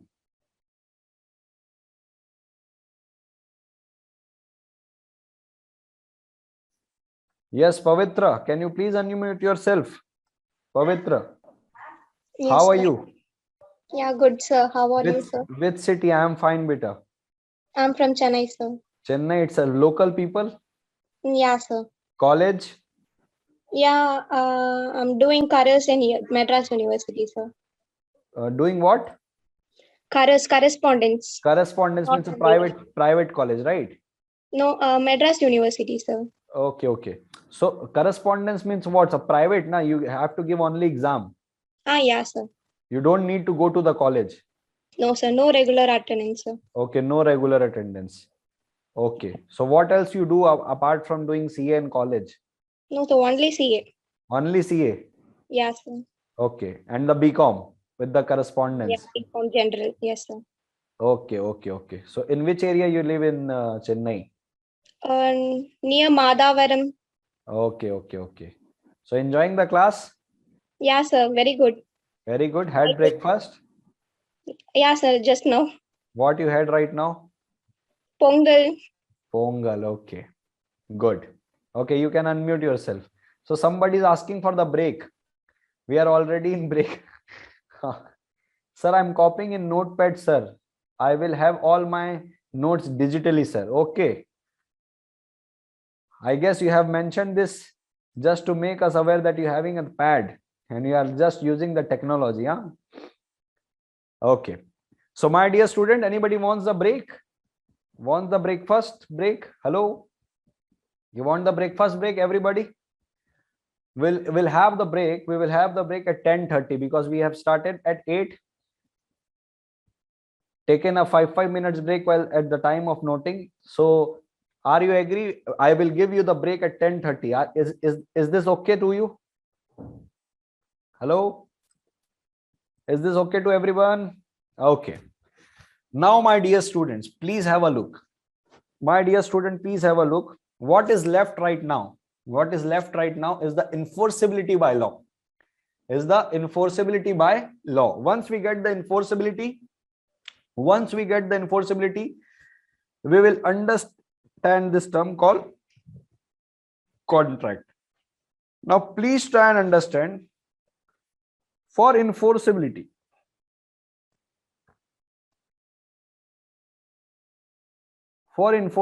again we need two things.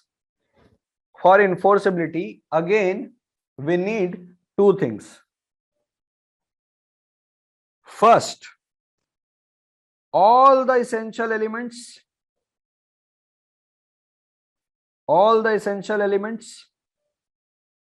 of valid contract,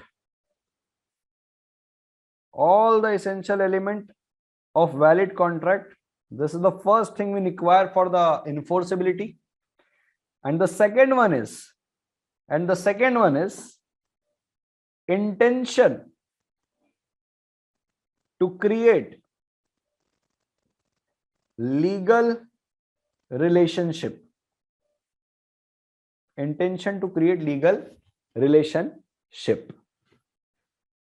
So my dear students, we will cover this part later on,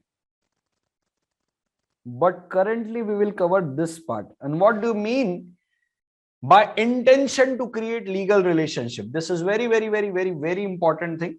Please try and understand. Very important. Institute have asked question on this particular point, intention to create legal relationship. In simple word, what it means is, at the time of making contract,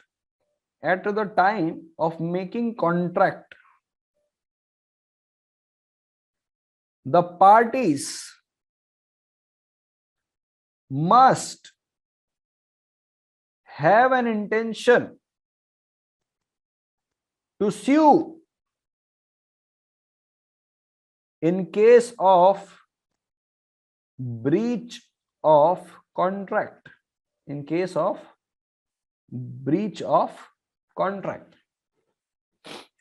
Note it down, I'll explain. I'll explain it.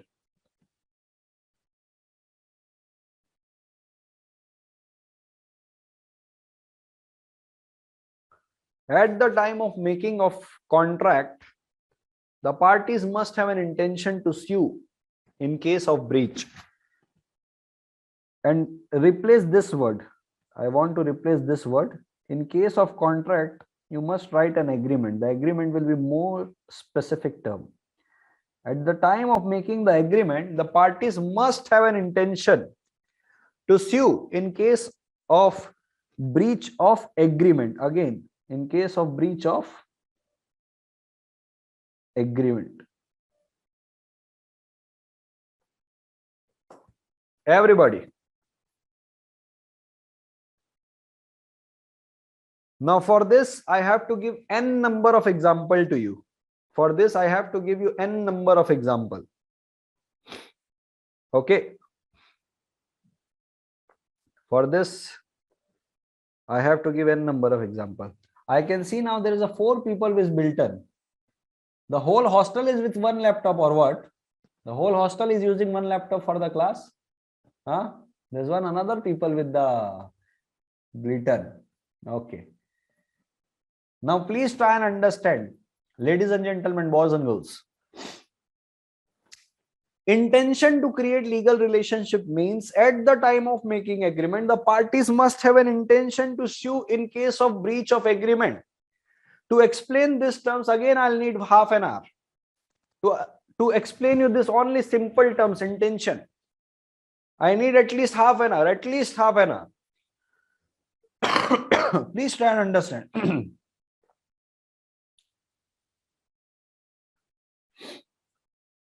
There is a usual presumption.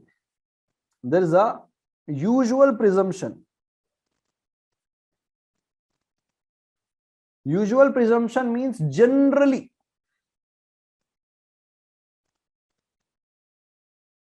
Contract Act presumes. Generally, Contract Act presumes. Generally, not every time. Generally. There is a usual presumption. There is a usual presumption by the Contract Act that social agreement are not enforceable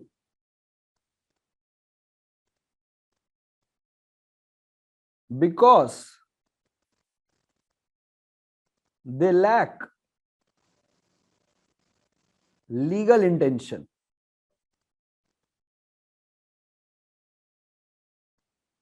And usually the commercial agreement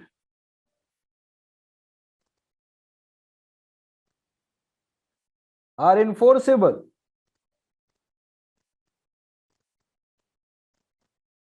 because they have legal intention. Now, my dear student, please try and understand what I'm going to convey you right now. There's a two type of agreement. One is of business nature agreement, to which we can also call commercial agreement, and one agreement is of the social agreement. Please try and understand, my dear students. Please try and understand.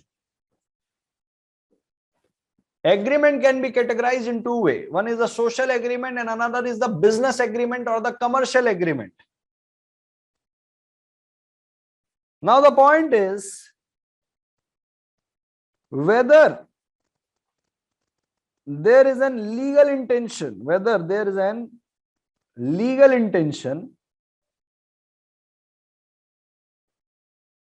in an agreement will depend on facts and circumstances. Depend on facts and circumstances of each case. It will depend on facts and circumstances of each case. Please try and understand. Now let us take an example. Let us take an example, my ladies and gentlemen, boys and girls. For suppose I'm making a promise with you guys, with everybody, Pavitra, Pritika, Tony, everybody, whatever students are there, to all the students, 101 participants are there. I'm making promise with each and every one of you that after conclusion of this batch, I'll take you guys to the picnic. Where you guys want to go with me? Is there any amusement park, water park? Is there any amusement park, water park in Chennai? Okay. Vinod Kumar want to go to Goa. Okay. In Goa, what do you want? Breezer, whiskey, wine, rum. Somebody is telling, sir, take us Ladakh. Even I want to go to Ladakh. Somebody is asking for vodka. My goodness. The colorful people before me. Somebody is asking for Kashmir. No, Kashmir I'll go after my marriage with my wife. Currently, there is no place for Kashmir because now please try and understand. Okay, so no, Manali also I'll go with my wife after my marriage. Okay. Mohana Priya is telling, then we will go with our partner, sir. Yeah, definitely. You can go with your partner. See, if you marry during my marriage, we can go in couples also. By God's grace, I'll get married very soon. Yeah. Okay. Now, please try and understand, my dear students. For suppose, let us take an example of Ladakh, because Ladakh is my favorite place. Most probably, I'll go Ladakh in this year. Okay. Okay. Mohana Priya is telling, soon we will meet, sir. Yes. First of all, you have to do marriage for it. You are having boyfriend, Mohana Priya? Because we are very sure that we will meet soon. Yeah, Mohana Priya. That girl is very sure. Okay, sir, we'll meet soon. Sir, will you invite us for your marriage? 110%. The only condition to come at my marriage that you must be knowing the Punjabi Bhangra, because I belong to a Punjabi family. The Bhangra is essential. The Bhangra is mandatory. Okay. Okay. Now, please try and understand. Focus on the example. For suppose I made a promise to all of you that after this batch, I will take you all the guys at Ladakh. Okay. The actual cost of going to Ladakh and coming back, etc., etc., etc., the actual cost per person may be for suppose 20,000. But you guys don't need to pay 20,000. I'm asking you guys only 5,000 rupees. Rest all the money I'll invest from myself. I'll take only 5,000 with you. It will be a 7 days plan. The accommodation will be from my side. The traveling will be from my side. The stay will be from my side. The roaming will be from my side. Everything will be from my side. Only you have to pay 5,000 rupees. In this 5,000, I'll make you arrange 7 days trip to the Ladakh after the conclusion of this batch. Okay. There is an agreement between you and me. Yes or no? Because you are paying me 5,000 rupees and I'm making you the promise for the tourist services. Yes or no, everybody? Yes or no, everybody? Yes or no? Are you agree with me? Now the point is, for XYZ reason, for suppose in the month of June, we are going to the Ladakh, because I made a promise that after conclusion of the batch in June we will do this. In June we will go to the tour. By God's grace, my parents got one beautiful girl for me and they arranged my marriage in the month of June itself. Now the point is, the plan got changed. Now I'm telling that in the June I'm getting married. So after marriage, I'm going to Kashmir, Manali, Maldives with my wife. And you guys got offended. You guys got offended with this. This is not the stuff, sir. Bharat is saying that too on the same day we will plan to go. Yes. Adil Ahmad is telling me happy married life, sir. And let me marry first, man. This is just an example. So the point is, my dear student, you guys got offended. Sir, this should not be happen. Even if you are marrying, leave your wife. Come with us at Ladakh. After going to the Ladakh, you should go to the Maldives or whatever place you want to go to the honeymoon. But you have to come with us. Now the point is, my dear students, considering the facts and circumstances of the case, when I made the promise to Ladakh, don't you feel it's a friendly relation between you and me? It's like social relation between you and me. That, okay, my dear students, just we have concluded a batch of 10 to 15 days. I'm making a promise that I'll take you guys. It's a friendly obligation between you and me. Yes or no? Now you guys answer me. When we have made this an agreement, when we have made this agreement, whether you guys was having an intention, at the time of agreement, that if sir do not take us to the Ladakh, we will sue the sir. Whether you guys were having intention at that time? The answer is absolutely no. The answer is absolutely no. Because the point is, it was a social agreement between the teacher and the student. It was actually a friendly agreement. There was no intention. There was no legal intention. There was no intention to create legal relationship. Now, what do you mean by intention to create legal relationship? Intention to create legal relationship means at the time of agreement, the parties are having intention that if either of the party is not fulfilling his promise, we will sue him. But just because, considering the facts and circumstances of this case, in which a teacher is promising to the student that I'll take you the picnic to the Ladakh at very least consideration, it was a very friendly, very social agreement. And from the facts and circumstances of the case, it is implied, it is understood that this is very, very, very friendly. There was no intention to sue. So my dear student, can you please tell whether this agreement will form part of contract? Whether this agreement will form part of contract? The answer is no. Why no? Sir, because to make an agreement and contract, to make an agreement in the form of contract, there must be enforceability. And for enforceability, we need an intention. And there is a lack of intention. Where there is a lack of intention, there is no enforceability. Where there is no enforceability, the agreement cannot become a contract. Yes, everybody? Yes or no? If you with me, if you are with me, if you agree with my point, can you please give me a thumbs up? Can you please give me a thumbs up? Everybody. Now, my dear student, please try and understand what I'm going to tell you right now. Let us twist the example. Let us twist the example. Now in this case,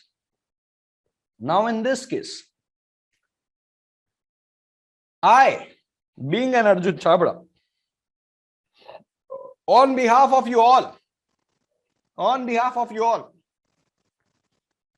asked with a tourist company, tours and travel company.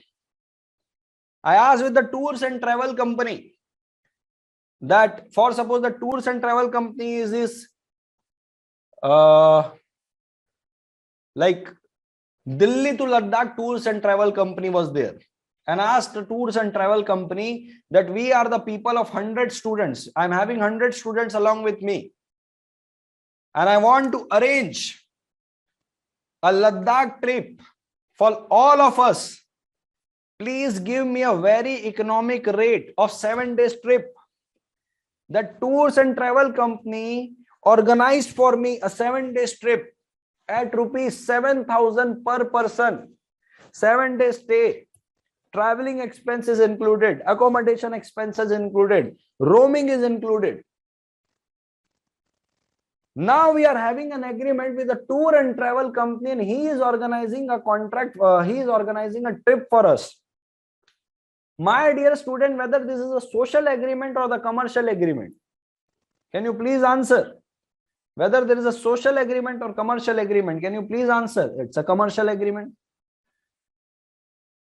Now the point is, my dear, what I have just written here,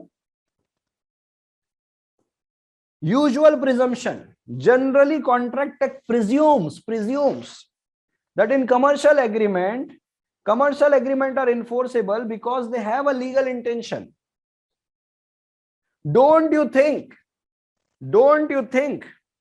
in this case, just because it's a commercial agreement, by default our intention is present that we are paying to the tours and travel company if there's any lack of service, if there is any discrepancy, we will sue you, we will ask you for the damage. Don't you think because it's a commercial agreement, there's a by default an intention present? Yes or no? Yes or no? So can I say in the commercial agreement, contract presumes that there must be an intention to enforce it by law, and this commercial agreement in this facts and circumstances will amount to contract? Yes or no? Yes or no? Yes or no, everybody?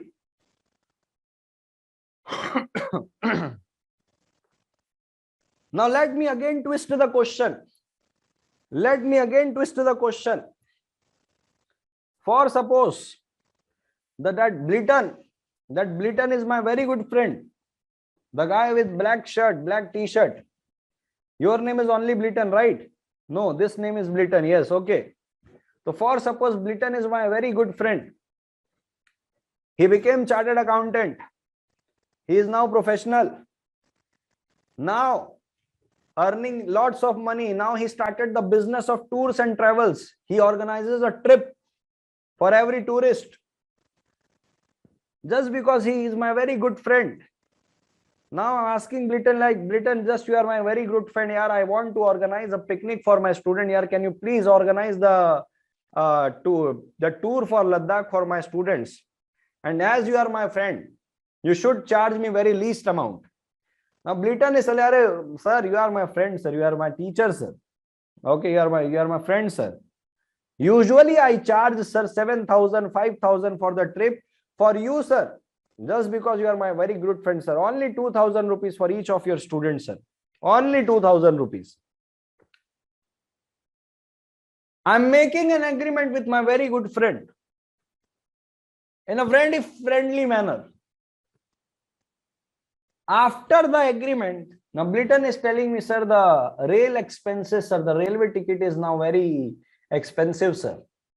The accommodation expenses is now very expensive, sir, due to the COVID pandemic and all, sir. Sir, I can't organize a tour for 2,000. There must be at least 3,000 rupees. After making an agreement, he is asking for 3,000 rupees. Now the point is, my dear student, try and understand.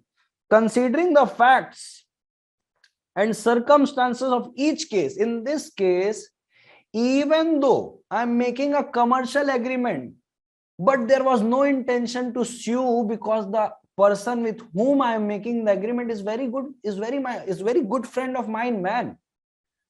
I can't say that Bliton, I'll sue you for this, because Bliton was my friend, my dear. Getting my point, ladies and gentlemen, boys and girls, getting my point. Hello, everybody. Are you getting my point? Yes or no? Can you please show me some gesture whether are you getting my point or not? Can you please show me some gesture? Now the point is, don't you guys feel, sir, that it doesn't matter whether the agreement is commercial or whether agreement is social? What matters is intention, sir. What matters is intention. Even though the agreement is of commercial nature, but if there is no intention to create legal relationship, there is no intention to sue, even though the agreement is of commercial nature, it will not amount to contract because there is a missing of intention. Yes or no? Yes or no? In the similar way, can I say, even though the agreement is of social nature, but if we prove that we are having an intention to sue by law, even though the agreement is social, but if we can prove that there was an intention, that the social agreement will become contract, yes or no? Yes or no? Because whatever I have written is a usual presumption. Usual means generally this happens, not always. Usually this happens that the social agreement lacks the intention, usually, but not always. If we can prove in that social agreement we are having an intention, that social agreement will become contract. And if we prove in the commercial agreement there was no intention to create, that commercial agreement will not become contract. Yes or no? Everybody. So ladies and gentlemen, boys and girls, let me tell you very clearly, in your module, it is clearly written that the social agreement are not enforceable by law. And it is very wrong. That statement is very wrong. In your module, it is written, in the case of Balfour versus Balfour, I'll discuss the case also, that the social agreement are not enforceable by law. There was nowhere written in the whole Indian Contract Act that the social agreement are not enforceable.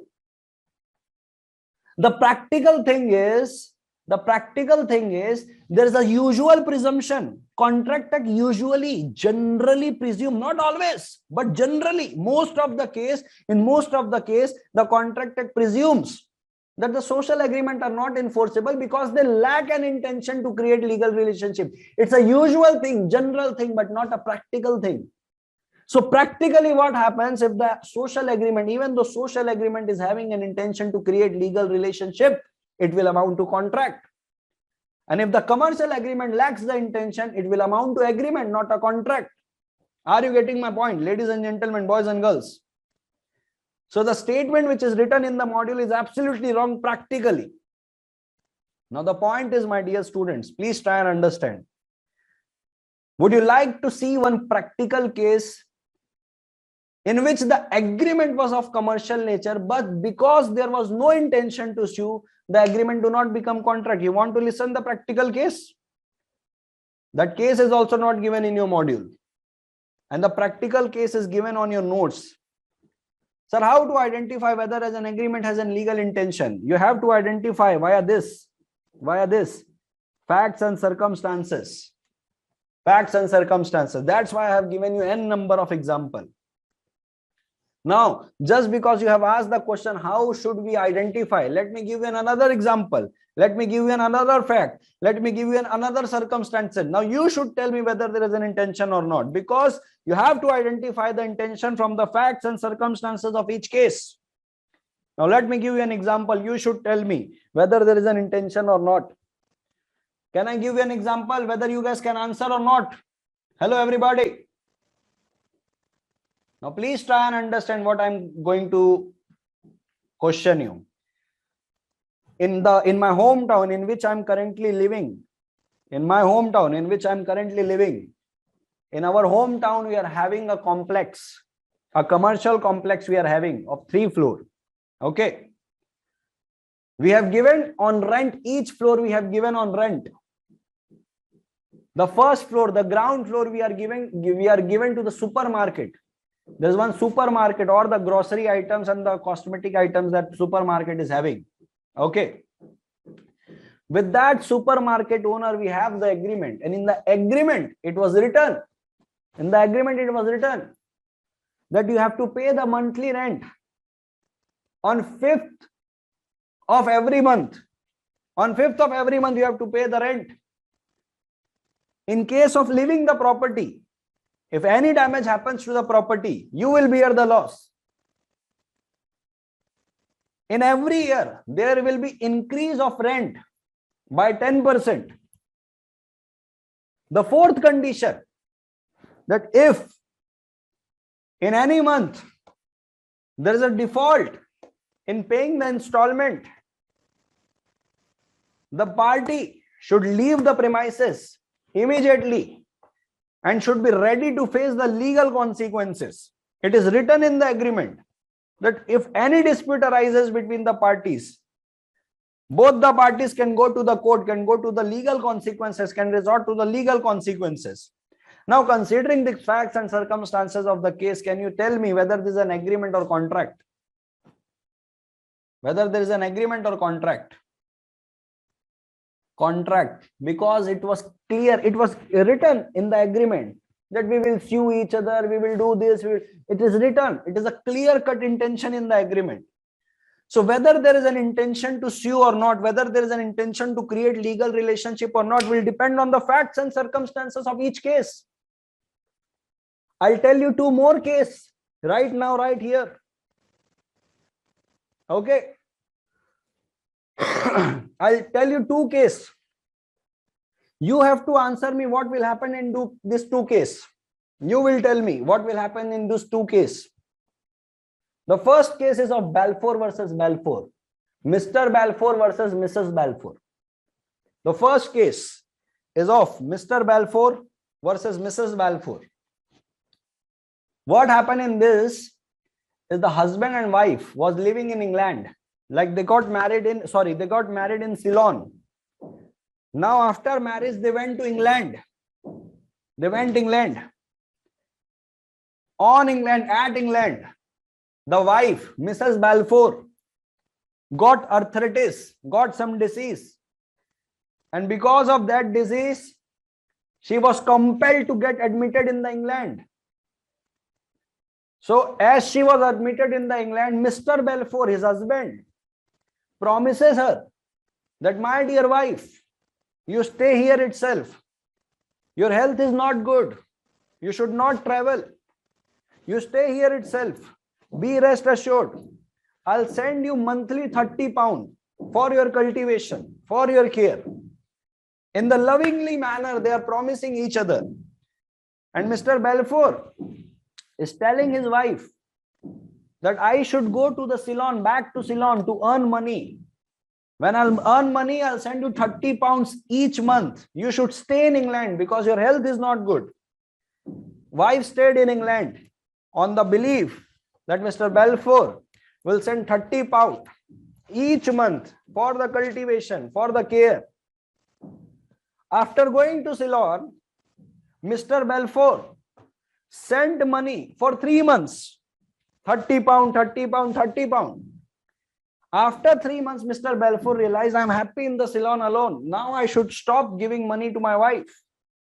And he stopped giving money, stopped sending money to the England. Now the wife, Mrs. Balfour, sued Mr. Balfour in the Supreme Court that my lord, he promised me that he will pay, that he will give me £30 every month. So my lord, my judge, the judge is asking that Mrs. Balfour, whether you are having an intention at the time of agreement that if your husband will not send you money, you will sue. So Mrs. Balfour was giving a statement. No, my dear judge, my lord, he is like my God. He is my husband. It was a very friendly social agreement. He was just promising in a lovingly manner. I was not even aware that he will stop giving money. I was not having an intention. He is just like God to me. He is my family member. So judge is telling, if he is like your God, he is just like a family member. Settle your case in the family itself. Why you are wasting my time? If there was no intention, it was a pure social obligation, yes or no? And the social agreement are not enforceable because you are not having an intention. Now there is another case, married versus married, Mr. Married and Mrs. Married. Now in this, Mr. Married is a number one bullshit guy. I'll let you know how. Mr. Married and Mrs. Married,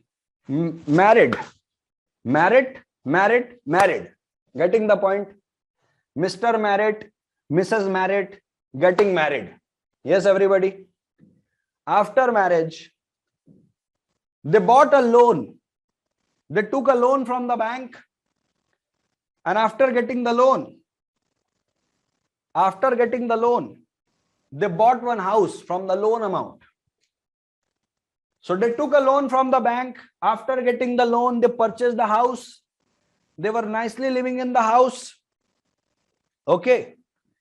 Now this number one bullshit guy, Mr. Marriott, got an extramarital affair with some another woman apart from his wife. And this fact came to Mrs. Marriott that his husband is having an extramarital affair with some another woman. And after this, the heights was this number one bullshit guy leaves his wife and started living with the another woman.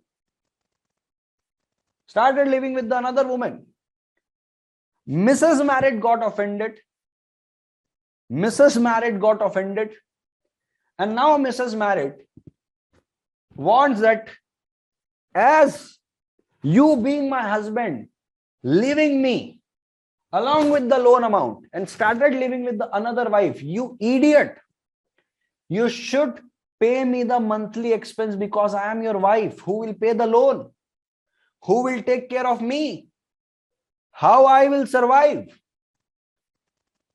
You started living with the separate woman. You are giving money to that separate woman. What about me? So in that case, Mr. Marriott is making a promise that I'll pay you the monthly expenses. And from that monthly expenses, you have to cultivate yourself. Now, Mrs. Marriott is saying, from that monthly expenses, I'll also pay the loan amount. And after all the loan amount is paid, the house will belong to me, not to you, because you have started living with a separate wife. How I will accommodate myself? Where I will live? So you should pay me the monthly expense.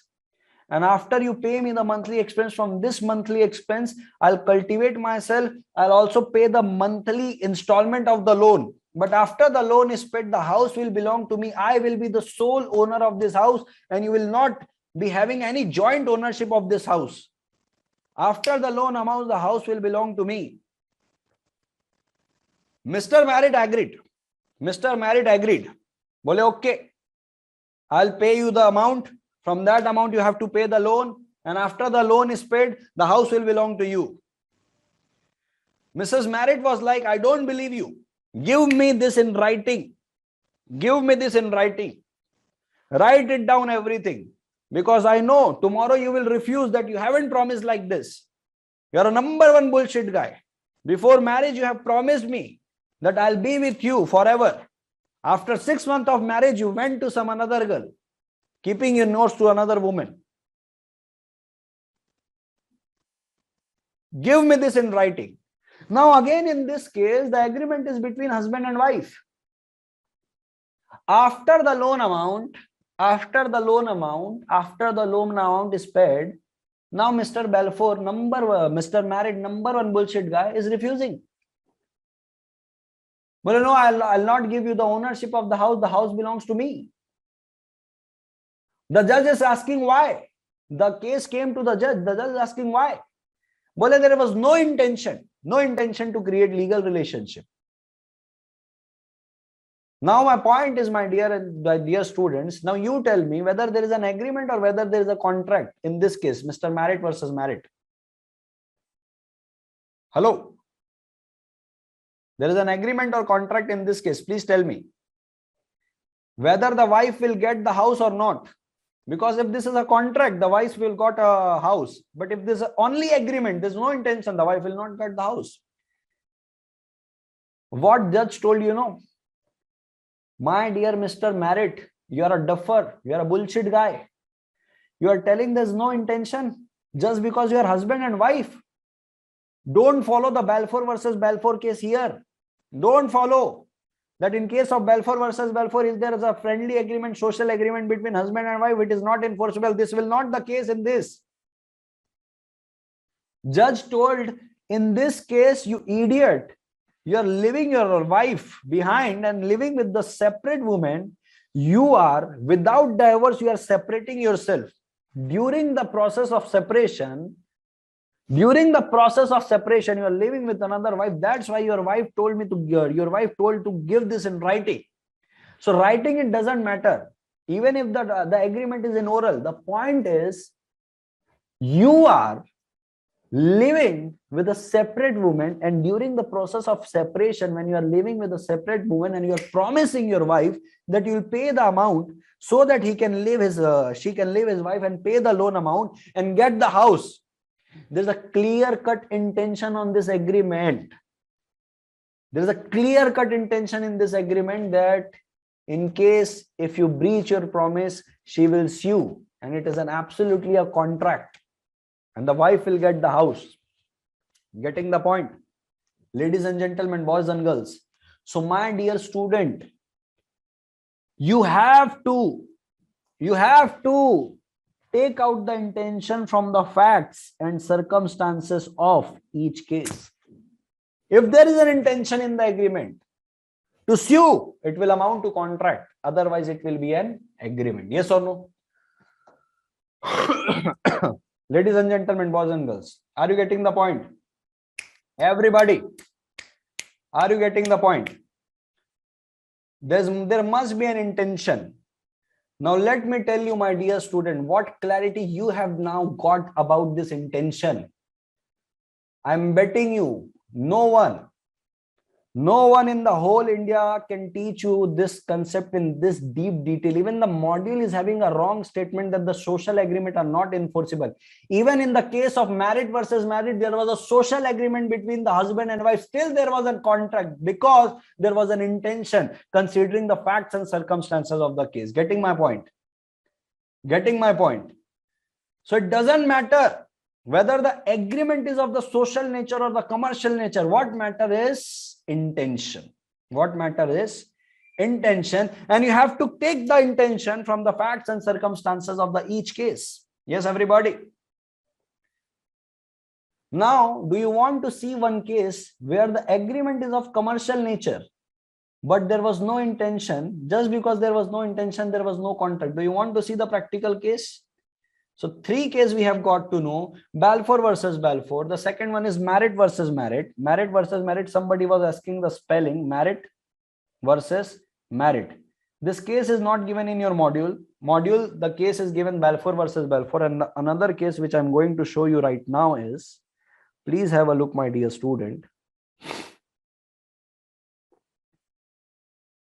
This notes has already given to you. Rose, Frank and Company versus Crompton and Rose. Please have a look on this. Rose, Frank and Company versus Crompton and Rose. Read the provision. Read the statement. The agreement entered into stated that it will not be subject to legal jurisdiction. It means if anything happens, no legal jurisdiction will come to play. No court will come into picture. It was clear-cut written in the agreement. The agreement was not enforceable by law as the parties never intended to create legal obligation despite being a business agreement. Even though the agreement was of the business nature, because there is a lack of intention, it was a mere agreement but not a contract. Everybody getting the point? Everybody getting the point? Hello.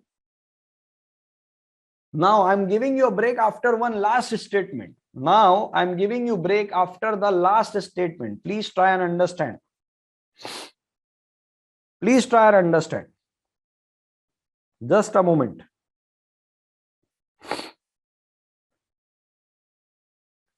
You should answer me. You should answer me right now.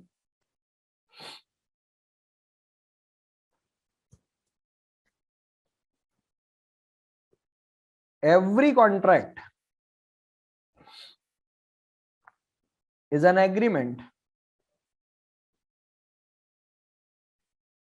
but every agreement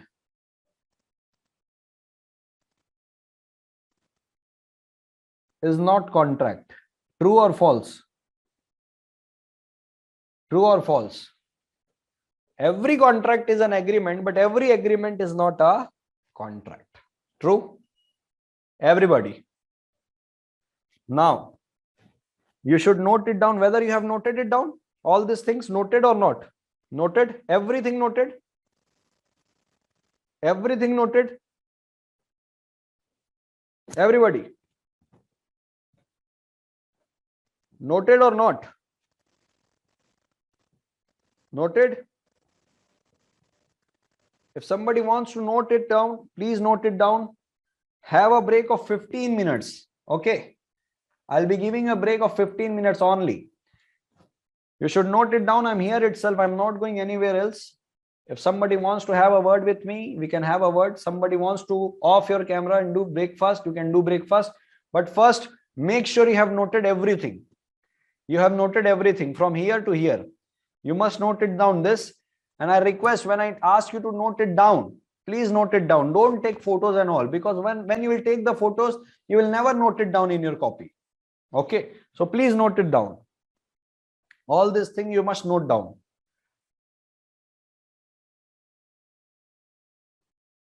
No, I'll have a breakfast after the class. After class, I'll have the breakfast. I'll conclude the class at 11 or 11:30. Don't worry. After completion of this portion, I'll conclude the class.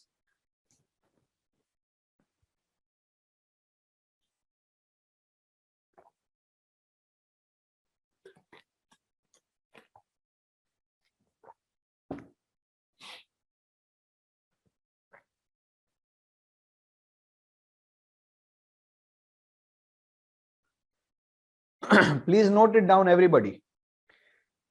And whoever wants to go for the breakfast already noted, go for the breakfast. We will meet again at 10:45 a.m. So those who have noted, please off the camera, have a break, go for the breakfast. We will again meet at 10:45. Is there in any classes afternoon? No, beta. No classes at all. I'll hardly take the class for 4 hours. 3 to 4 hours class I'll take, hardly. Because see, in the face-to-face class, I used to take 6 hours class in the Chennai. But when we are in the live class, now in the Zoom online class, it is not wise to stretch the class. It is not wise to stretch the class for 6 hours, because you can't focus on the screen for continuously 6 hours. Okay.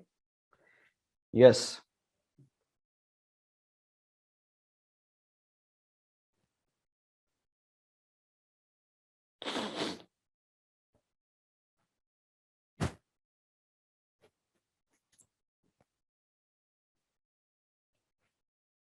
Mohana Priya is telling, yes, sir, I'm having power issues.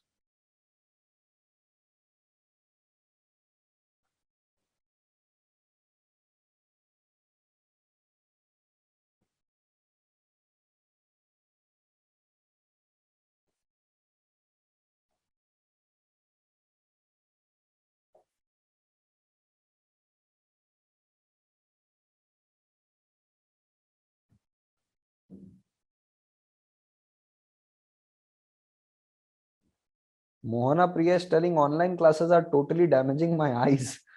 Oh. Don't worry, Sanjay. I am here to to prepare you for this subject. You don't have to prepare. I will prepare you for this subject. No information, Devshri. No information at all. Don't worry. And see, if anybody was not active in the yesterday's class, like I mean, if anybody is absent from the yesterday's class, today's class is nowhere related to the yesterday's class. Today's class is totally independent. And in case you have, if you want to ask some queries and all, if you are not comfortable to ask in the public platform, you can definitely ask me in the Instagram handle. CS Arjun Chhabra is my Instagram handle. You can ask me the queries in that Instagram handle. Okay.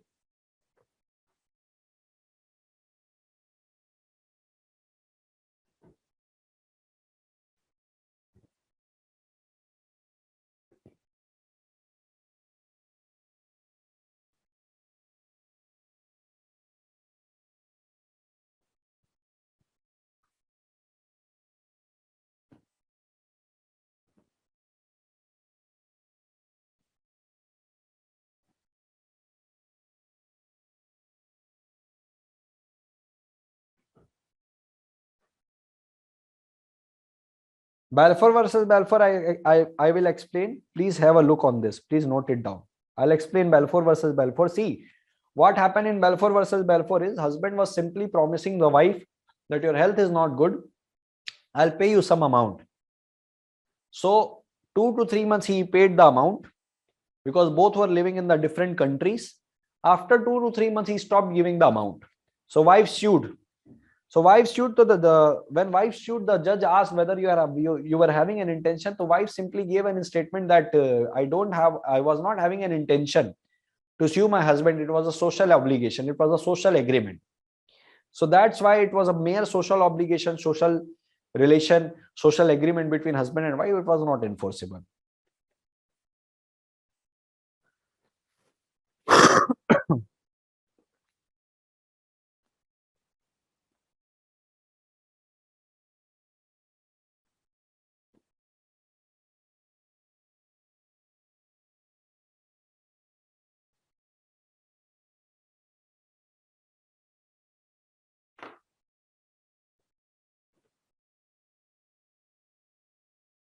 Sir, I don't know how the 2 hours 30 minutes gone. I'm listening the class without a single on. Wow.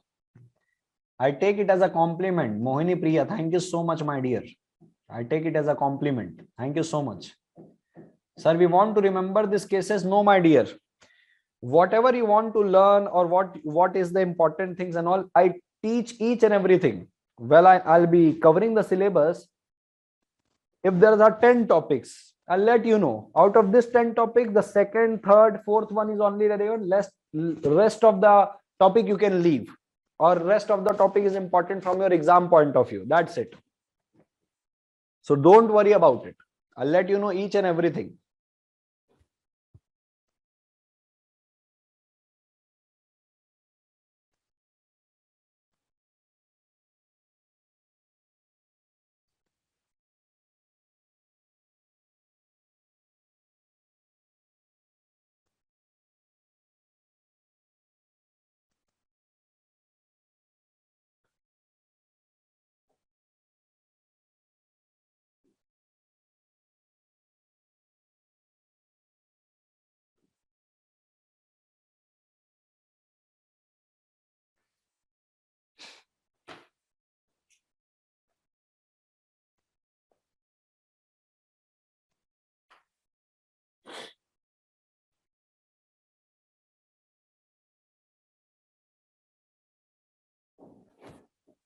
Sir, whether we need to go through institute study material or your handwritten notes, sir, because I do my revision daily, sir. My dear students, whatever notes I'm giving you, see, let me tell you, there are 3 types of notes which I have given you. Printed one, handwritten. Handwritten notes is only for the purpose of revision. The third notes, which the management will give you the hard copy of the third notes, the bullseye notes. Nothing will come out of that notes. So if you are following my bullseye notes, it is more than sufficient. Every single thing of module is covered in that notes. In module, you have to learn around 250 to 300 pages.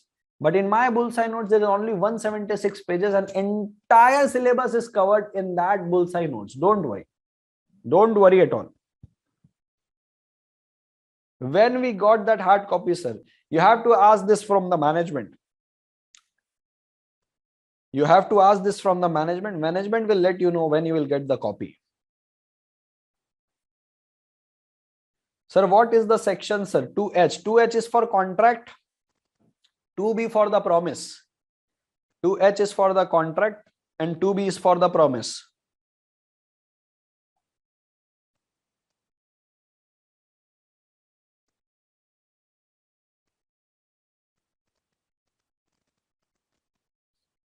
Welcome, welcome.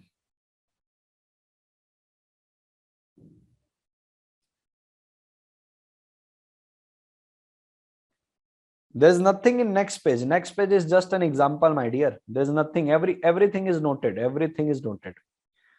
Now, after this things, we will move to our handwritten notes. Sir, kindly tell me about CFA course, sir, because I'm very much interested in finance. Should we memorize all definitions, sirs? No. Only the essential definition. Don't worry. What you have to remember and what you don't have to remember, I'll let you know. We have just started the chapter. Don't worry. I'll let you know each and everything, what is important and what is not. Don't worry at all.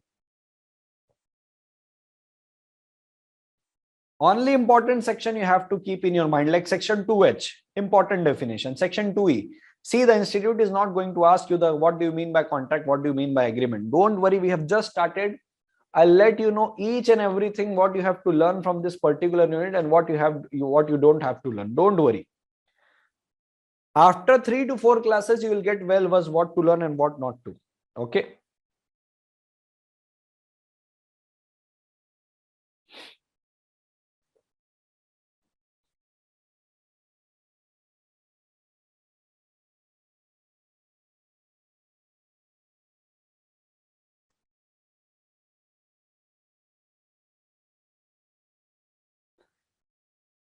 Okay, everybody. Now we have to start the class after 2 minutes. We will stretch this class for 45 minutes more, I guess. 10:45 to 11:30. Let me complete the complete segment of contract. We are done with the intention. What is left is only section 10 essential condition. We will be doing all the essential condition of section 10, and after that we will conclude the class and we will proceed the class further in the tomorrow's class. Okay. So I'll request each and every one of you who went for a break, you should on your camera at 10:45 a.m. and we will start the class at 10:45 a.m.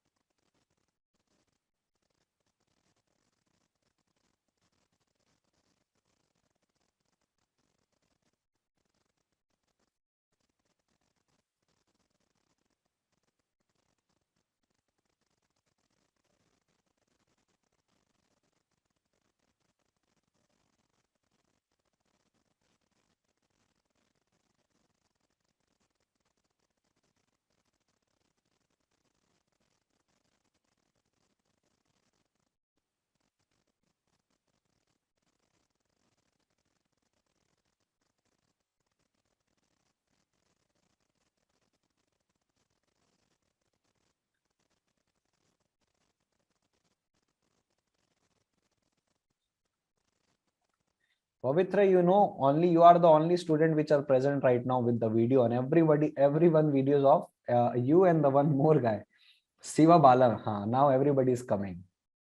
Okay. Okay, can we please start the class, boys and girls? Can we please start the class, everybody? Everybody should on your camera. We are back from break. Everybody should on the camera. I'll request the KS Academy admin staff, if within 2 minutes the camera is not on of each and every student, you should remove that student straight away. Camera should be on all the time. I request the Academy staff member, within 2 minutes, if the camera is not on, you should remove the student from the class.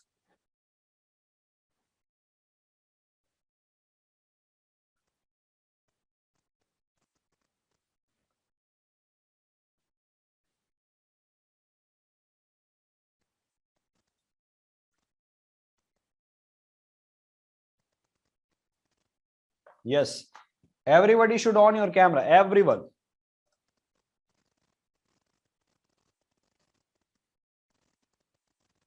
I can see that Akshay, Hariram, Nick, your camera should be on. Nanda Gopala, Ritika, Pradeep, Parth, Preeta, Pooja, Sanjay, everyone should on your camera. Everyone. Everyone should on your camera, everybody.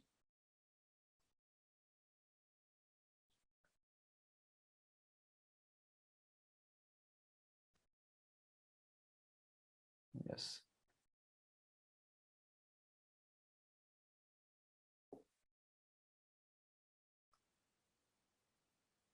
Sashi Kumar, Darshan Raj, Parth, Surya Kumar, everybody should on your camera. Else I request the staff member of KS Academy to remove those students who are not coming to the camera. Yes, everybody should on the camera, everyone.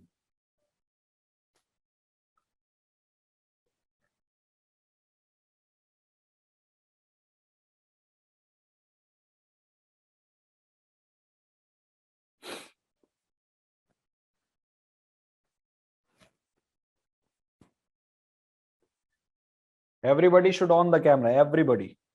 And I'm taking the snap of all the students who are not coming live to the camera, so that I can ask the staff member to remove them.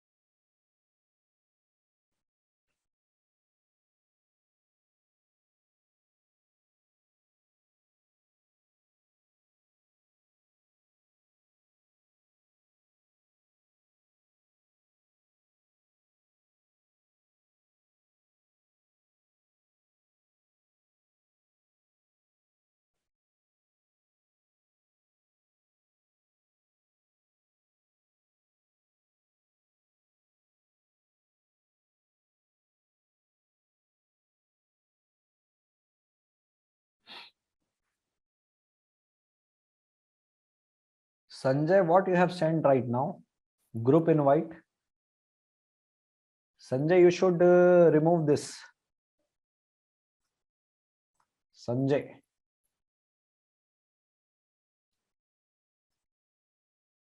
Okay.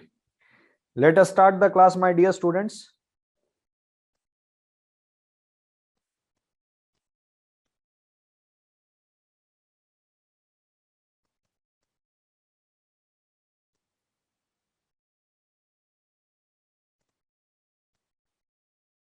Okay. Can we start the class, everybody? Can we start the class? Okay. Now, let us move to our handwritten notes. We will revise whatever we have just learned. We will revise whatever we have just learned and we will move further. Now, please try and understand. I'm just revising the class, whatever we have just learned before the break. We are learning the chapter that is the Indian Contract Act 1872, applicable to the whole of India. And this act came into picture from 1st September 1872. And the act is applicable on each type of contract. Yes. And the definition of contract is given in section 2, clause H. And the definition is an agreement enforceable by law is known as contract. For the contract, we need two things. First is agreement and the another is contract. Now, when we move to the agreement, the definition is given in section 2, clause E. The definition of agreement is every promise and every set of promise forming consideration for each other. And the definition of promise is the one party should make an offer, other party will accept it, it will become a promise. Now, when we move ahead, now we have the point of enforceability. I have told you for enforceability, we need two things. First of all condition of section 10, which we have kept for the latter part, this is pending right now. And the another one is legal obligation. And the case is Balfour versus Balfour. Case is Balfour versus Balfour. Now the point is, in the Balfour versus Balfour, there was a husband and wife living in England from Ceylon. Wife got ill, admitted, husband and wife via domestic arrangement. Domestic arrangement decided that the husband will send 30 pounds a month maintenance. Husband failed and wife sued. The decision was suit not maintainable due to lack of legal obligation. It was a mere domestic arrangement. So we are done with the intention part. We are done with the intention part. Now we are going to read. All the essential condition of section 10, which we have made pending. Now let us come to the handwritten notes. We have just started here. See, my dear students, which part we have just covered? For the enforceability, which part we have just covered? We are done with this portion. We are done with this portion. What is left is this, which we have kept for the letter. Yes, everybody. Now, my dear students, please try and understand. Still, the definition of contract is not yet completed, because for the contract, we need an agreement plus enforceability. So we understood the agreement, but for the enforceability, we need to understand two elements. First is the intention, and another is all essential of the section 10. When we will cover this portion, after that, you will come to know about the contract. Getting my point, ladies and gentlemen, boys and girls, everybody? Getting the point, ladies and gentlemen, boys and girls? So let me tell you, my dear students, intention to create legal relationship is also an essential element of section 10. See what is given in section 10. Let me tell you. In section 10, there's a conditions given that all these conditions should be present to form a valid contract. And in all those conditions, one of the condition is intention to create legal relationship. It means in section 10 itself, this point is covered, intention to create legal relationship. Sir, if in section 10 this point was covered, why you have taught this point separately? I have taught this point separately because this point is very, very, very, very, very tricky, very technical and very important. That's why I have taught you this point very separately, because the intention terminology is very important. You got to know what is the importance of the intention. 3-4 case laws I have given you, facts and circumstances I have given you, then you got to know about the intention. That's why I have taught you this point very separately before we go into the intention, before you go into the section 10. In section 10 itself, this point is covered. One of the important condition of section 10 is illegal intention. But why I have taught you this separately? Because this particular condition is very important apart from all the points covered in section 10. Getting my point, ladies and gentlemen, boys and girls? Now, we are moving to the section 10. Like, what are the essential elements? What are the conditions of section 10? If any of the condition, please try and understand what I'm trying to say you. If any of the condition, there are 8 to 10 conditions in section 10. All those conditions should be fulfilled to form a valid contract. if any single condition is not fulfilled, that agreement will never become a contract. That agreement will remain an agreement because it lacks the essential elements of a valid contract. So my dear student, what we are going to learn is the essentials condition of a contract. If any of the condition is missing, any single condition is missing of this section number 10, your agreement will not become a contract. Your agreement will remain an agreement only. Getting the point? Getting the point, everybody? Getting the point what we are going to learn? Everybody, yes or no? Can you please give me a thumbs up? Everybody. Okay. Now, what are the essential conditions? First of all, you have to ignore this point. This is not relevant. You can cut it down. First of all, what is relevant? There must be two parties. Now, can you please tell me, this is very understood things. There must be two parties to form an agreement. Yes or no? There is nothing technical in this topic. There must be two parties. Second one, intention to create legal relationships. Social or domestic type of agreement are not enforceable by law usually. Write it down. Usually. Social or domestic type of agreement are not enforceable usually. But if you prove that there was an intention in the social agreement also, you can make a contract. Yes, everybody? Can we move ahead? The third point, other formalities in certain cases. Now, please try and understand. See, there is one act called Indian Contract Act. There is another act called Transfer of Property Act. Transfer of Property Act specifically deals with the immovable property, and in that act it is specifically written that if you are transferring any immovable property, building, complex, land, plot, etc., your agreement should be in writing. Your agreement should be writing. Your agreement should be registered. Your agreement should bear a stamp duty, government fees. What Indian Contract Act is saying? Indian Contract Act is saying your contract can be oral, your contract can be written. Indian Contract Act is saying if you want to make a contract orally, you can make the contract orally. If you want to make a contract in writing, you can make in writing. It's your choice.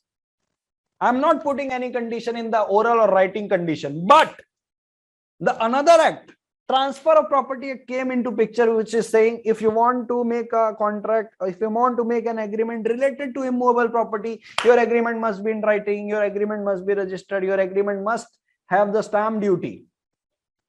So now Contract Act is saying, see, I am not saying anybody to make the agreement in writing. My act is very simple. But Contract Act is saying us, if in another act, if in some different act, there is a requirement that your agreement should be in writing, registered, you have to follow that. You have to follow that. Can I say Contract Act is respecting Transfer of Property Act? Can I say this? Or can I say this? Contract Act is giving respect to Transfer of Property Act, that my dear Transfer of Property Act, I do not require any contract in writing. Whether you can make in writing, make it, whether oral, do it. But if you are specifically, if some act, if some different act is specifically asking that this agreement should be in writing, you should make that contract in writing. Yes, everybody? Hello? Everybody. Sir, what are the contracts that should be in writing? Insurance contract. Immovable property contract. Because insurance, there is a separate law of insurance, Insurance Development Regulatory Authority Act. Immovable property, there is a separate act, Transfer of Property Act. So every insurance law is asking for writing contract. Transfer of Property Act is asking for writing contract. So whatever specific act is asking for writing contract, it should be writing, registered and stamped. Rest all the contract. Like teaching contract. No laws are there. We can make in oral, we can make in writing. Getting the point? Tours and travels. No law is there. You can make tours and travel contract in oral or in writing. Getting the point? There is no law for the tours and travel and the coaching. But where there is a specific law asking for the writing, stamp, register, you can do. You should do. Ladies and gentlemen, boys and girls, are you getting my point? In Contract Act, there is no requirement that your agreement should be oral or in writing. But if some specific act like insurance law Transfer of Property Act is specifically asking to have the agreement in writing. It should be in writing. It should be registered. It should be stamped. Getting the point? Hello? Hello? Can I give one statement to all of you? Can I give a statement to all of you? If you have to tell whether the statement is true or false. Can I give a statement to all of you? Can I give a statement? The statement is like this. The statement is like this. Generally, there is no requirement that your agreement or contract should be in writing, except in some few situations. Is the statement is true or false? Because generally, you can make the contract in writing, you can make the contract in oral, but where there is a specific requirement, like in this case, your contract should be in writing. Hello, everybody? Got the point? So again, I am repeating the statement. Generally, usually, there is no requirement. Generally, usually, there is no requirement that your contract should be in writing, except in some few cases. And that few cases is insurance and immovable property. Yes, everybody? Got the point? Let us move to the fourth topic, fourth condition. Certainty of meaning. Now, what do you mean by certain? Again, I'll ask you some questions. Certain means clarity. Your agreement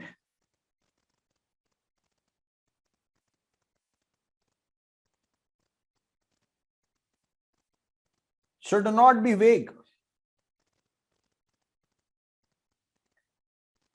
Should not be, just a moment. Agreement must be complete, certain, and not vague. Certain matlab there must be a clarity. Let me give you an example. Please try and understand. For suppose, I'm having 3 houses in Chennai. I'm having 3 houses in Chennai. One is in the Arya Gowda Road. The another one is in T Nagar. The another one is in Rangnatham Road. Okay. Rangnatham Street. I'm having 3 houses. One is in the Arya Gowda Road. Another one is in the T Nagar. And the third one is in the Rangnatham Street. Okay. Now I'm offering my house to Nick. That Nick, I want to sell my house to you. Or I'm offering my house to Barik. That Barik, I want to sell one of my house in Chennai. Will you purchase it? Whether there is a certainty of meaning in this agreement, the answer is no. Why answer is no? Because, sir, in Chennai you are having 3 houses, sir. Which house you are selling? We don't know. Barik don't know which house you are selling. So if I mention that Barik, I want to sell my house of T Nagar, whether there is a certainty of meaning, certainty of meaning, the answer is still no. In T Nagar, there is n number of houses. Which house belongs to you? In which area? We don't know. Now again, the agreement is not complete here, because in T Nagar, which house? Now again, please try to listen this. That Mr. Barik, I want to sell my house in Chennai, which is located in T Nagar, near Residency Hotel, Gulmohar Society, floor number 6, flat number 616. Now whether there is a certainty of meaning.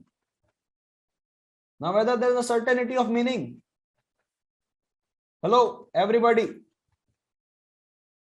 Yes or no? Whether there is a certainty of meaning, yes or no? Again, I'll tell there is still the agreement is not certain. You know why? There is no mention of price. Exactly, Vishwa, Darshani. So agreement should be complete, certain, and not vague. Details should be complete. Meaning should be certain. And it should not be vague. Vague means it should not be confusing. Now let me give you another example. Mr. Barik, I want to sell my house located in Chennai, T Nagar, near Residency Hotel, Gulmohar Society, floor number 6, flat number 616, construction area 2000 square feet, 2 BHK. I want to sell this house to you for rupees 15 to 20 lakhs. Whether the meaning is certain? Why? Why the meaning is not certain? Why the meaning is not certain? Why the meaning is not certain? Why? Price is vague, sir. Price is vague. What do you mean by 15 to 20 lakh? Either mention 15 lakh or either 20 lakh. What 15 to 20 lakh? Price is vague. Now let me give you an example. I want to sell my house in Chennai, located in T Nagar, Gulmohar Society, 6th floor, flat number 616, construction area 2000 square feet. I will sell this house for rupees 25 lakh. Now this is certain. This is complete. This is not vague. Getting the point? Every single detail should be given in the agreement. Everybody. So there, for the certainty of meaning, the agreement should be complete, certain and not vague. And certain means clarity. Now I'm giving you another example. Please try and understand. Another example. Please try and understand. Another example is, see, the date at the time of making an offer, the date and time is not required. At the time of making an agreement, the date of time, you can mention it. We are just taking an example. Certainty. Now please try and understand. For suppose I am the oil manufacturer. I make n number of oils. I manufacture n number of oils. Badam oil, mustard oil, and groundnut oil. 3 types of oil I am making. Okay. Now this madam Sakti ji. Sakti is asking me to supply 1 quintal of oil. Sakti did not mention me which kind of oil she wants. Okay. Sakti did not mention which kind of oil she is required. Whether the agreement is certain. Whether the agreement is certain. Acha, what if in this example, I'm making only 1 type of oil, badam oil only. And now Shakti is asking me for 1 quintal of oil. Whether the meaning is certain? The meaning is certain, because sir, it is understood if you are making only 1 kind of oil and he is asking without mentioning 1 quintal of oil, it is absolutely certain, sir, because you are making only 1 oil. Yes or no? Everybody. So the meaning should be certain. Now the 4th point, possibility. Possibility of performance. Agreement for impossible act is not enforceable. Example. I am asking Madhavan R. I am asking Kirti also. That Madhavan and Kirti, you should both go to the moon, go to the space. If you go to the moon and go to the space, once you arrive to the moon, once you arrive to the space, after coming back, I will pay you 1 crore rupees. Just only you have to do, go to the space, go to the moon, flag the Indian, host the flag there, Indian flag there, in the moon, in the space. Flag our Indian, host there our flag and come back. I'll pay you both 1 crore rupees. Whether the agreement is possible? Whether the agreement is possible? Yes or no? Agreement is possible, yes or no? Somebody is telling yes, somebody is telling no. Let me tell you, this agreement is difficult, but not impossible. Are you getting my point? This agreement is difficult but not impossible. Yes or no? For suppose I am asking this Tarakkeshwari, that Tarakkeshwari, you have to climb the Mount Everest. Once you climb the Mount Everest, I'll pay you 1 crore rupees. Whether it is difficult to climb Mount Everest or it is impossible. Whether it is difficult or impossible. Ladies and gentlemen, difficult but possible. But possible, yes or no? Difficult but possible, not impossible. So point is, if the agreement is difficult but possible, it is okay. But if the agreement is impossible, then it is not okay. Example. In the rural area, it happens, in the rural area, the illiterate people used to live there in the rural area. Okay. So in that rural area, there are some babas, so-called babas, that big hairs, having the chadi, boom, bam, bus, right? So what they bluff people, that if the people is died, if somebody got died, they tell that if we will do some mantra, we will do some sticks and all, we'll make the dead person alive. Whether it is possible. The Baba is asking for 1 lakh rupees to give the life to the dead person. And somebody is believing that Baba can do this. This agreement is absolutely impossible, man. Absolutely impossible. Getting the point? Ladies and gentlemen, boys and girls. Okay. The 6th one, there must be an agreement. Definitely for a contract, we must start with the agreement. Is there any problem in this condition? So 6 condition we have covered. First, there must be 2 parties. This is very much understood. Intention. The 3rd, other legal formalities, writing, registered term. 4th one is certainty. 5th one is what? Possibility of performance. And the 6th one is agreement. There must be an agreement. Let us move to the 7th one. Consensus ad idem. Consensus ad idem. It means meeting of minds. What do you mean by meeting of minds? Let me give you some example. 2 person agree to the same thing in the same sense. 2 person agree to the same thing in the same sense. Then we say that there is a meeting of minds between 2 person. Okay. Bharat is telling, sir, this concept are easy to understand when you teach, but how to present it in the answer sheet, sir?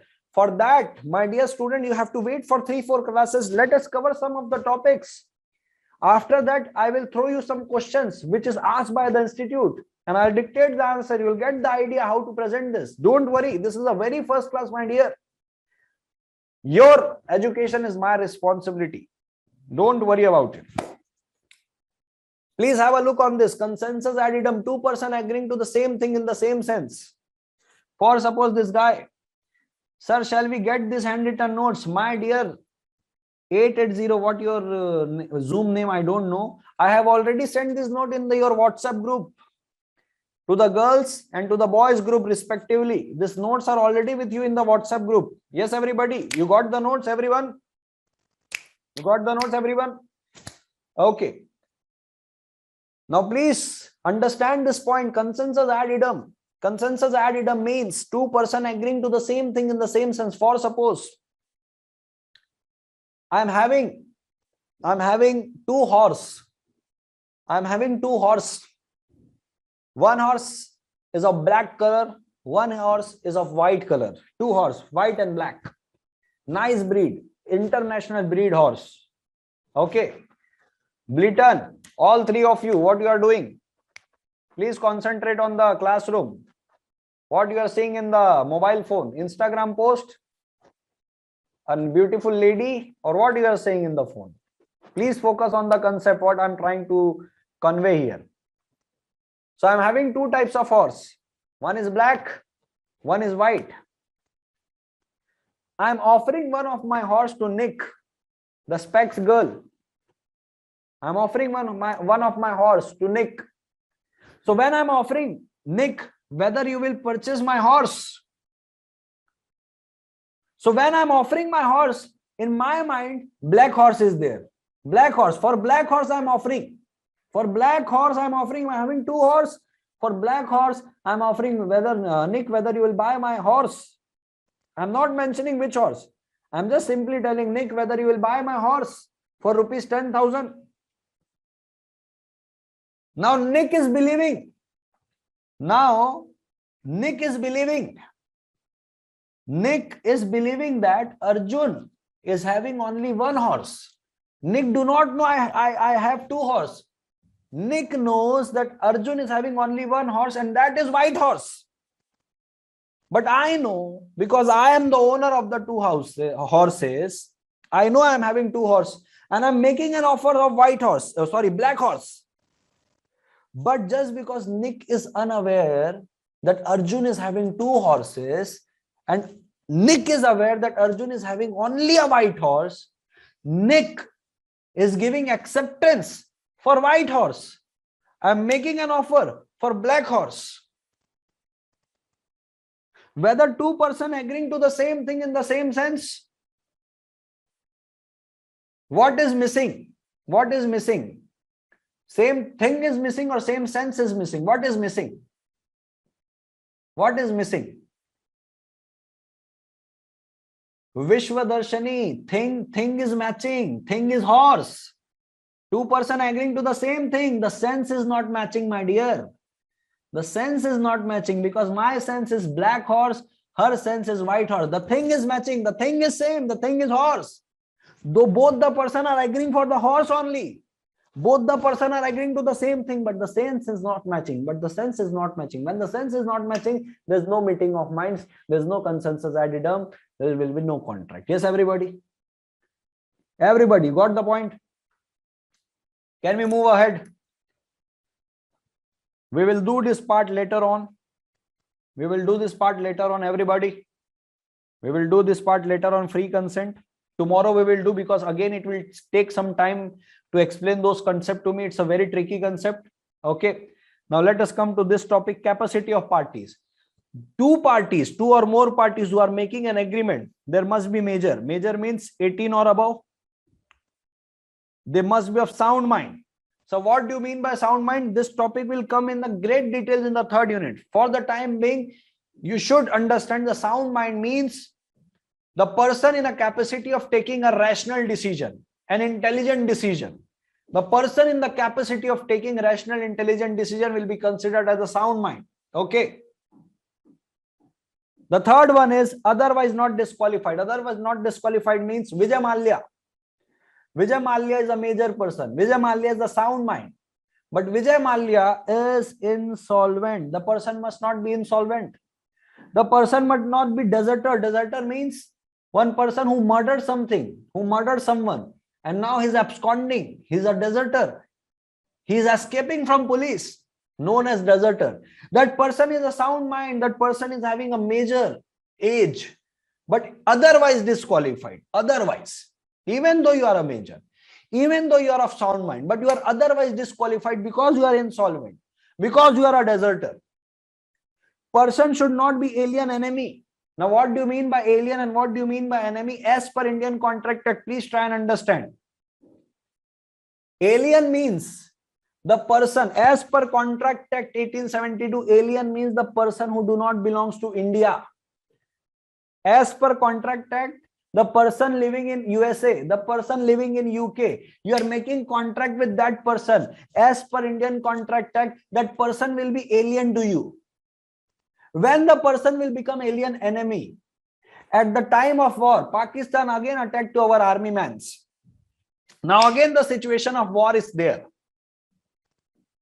And during the situation of war, you are making a contract with the Pakistani peoples. That Pakistani people will be named as alien enemy. Getting my point? Now currently, whether the Pakistanis will be considered as enemy currently they will not be considered as an enemy because there is no war at this time. So you will give the character of enemy only at the time of war. So at the time of war, if you are making a contract, that Pakistani will be termed as alien enemy. Currently, they are considered as an alien friend. Currently, they are considered as an alien friend. Getting my point? It means making a contract with alien friend is allowed, but making a contract with alien enemy is not allowed. Yes or no? Everybody. So for suppose I'm making a contract with a person sitting in UK. That person will be enemy for me? Yes or no?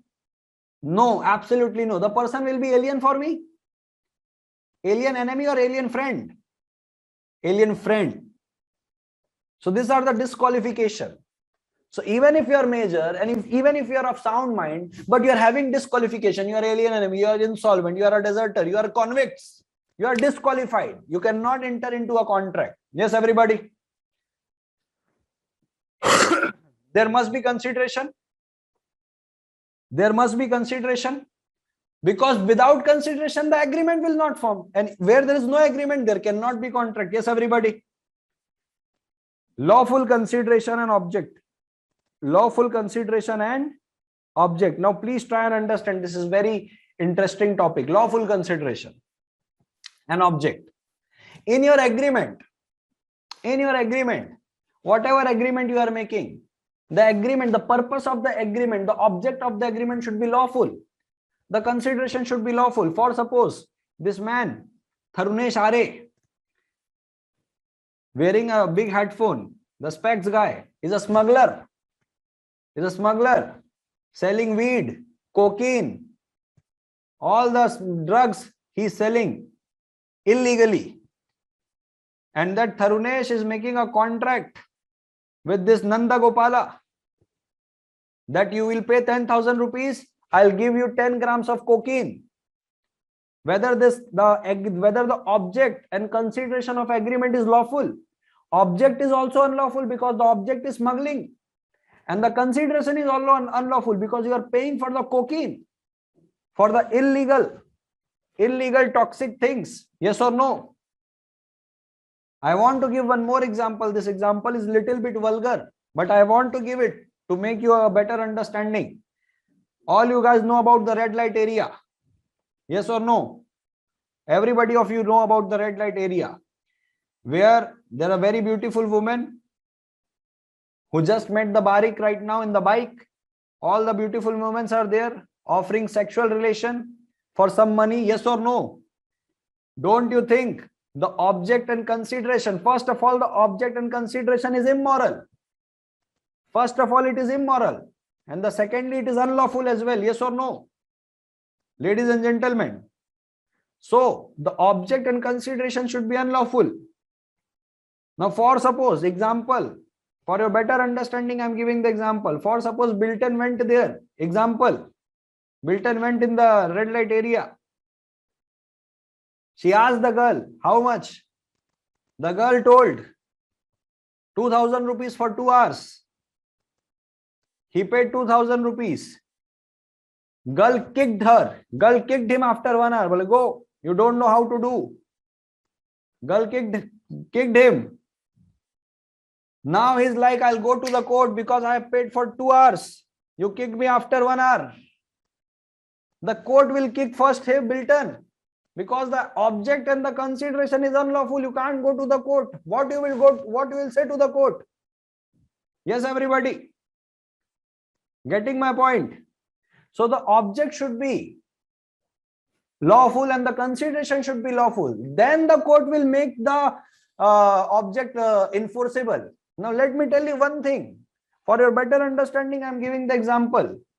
In the case of the country like Thailand, Indonesia, this prostitution business is legal, is lawful there. You know this. You know this or not? There the prostitution business and all this business is lawful. So in that country, for suppose the same thing is lawful in India as well. In that case, Bilton can go to the court. Sir, I have paid for 2 hours, but got for 1 hour only.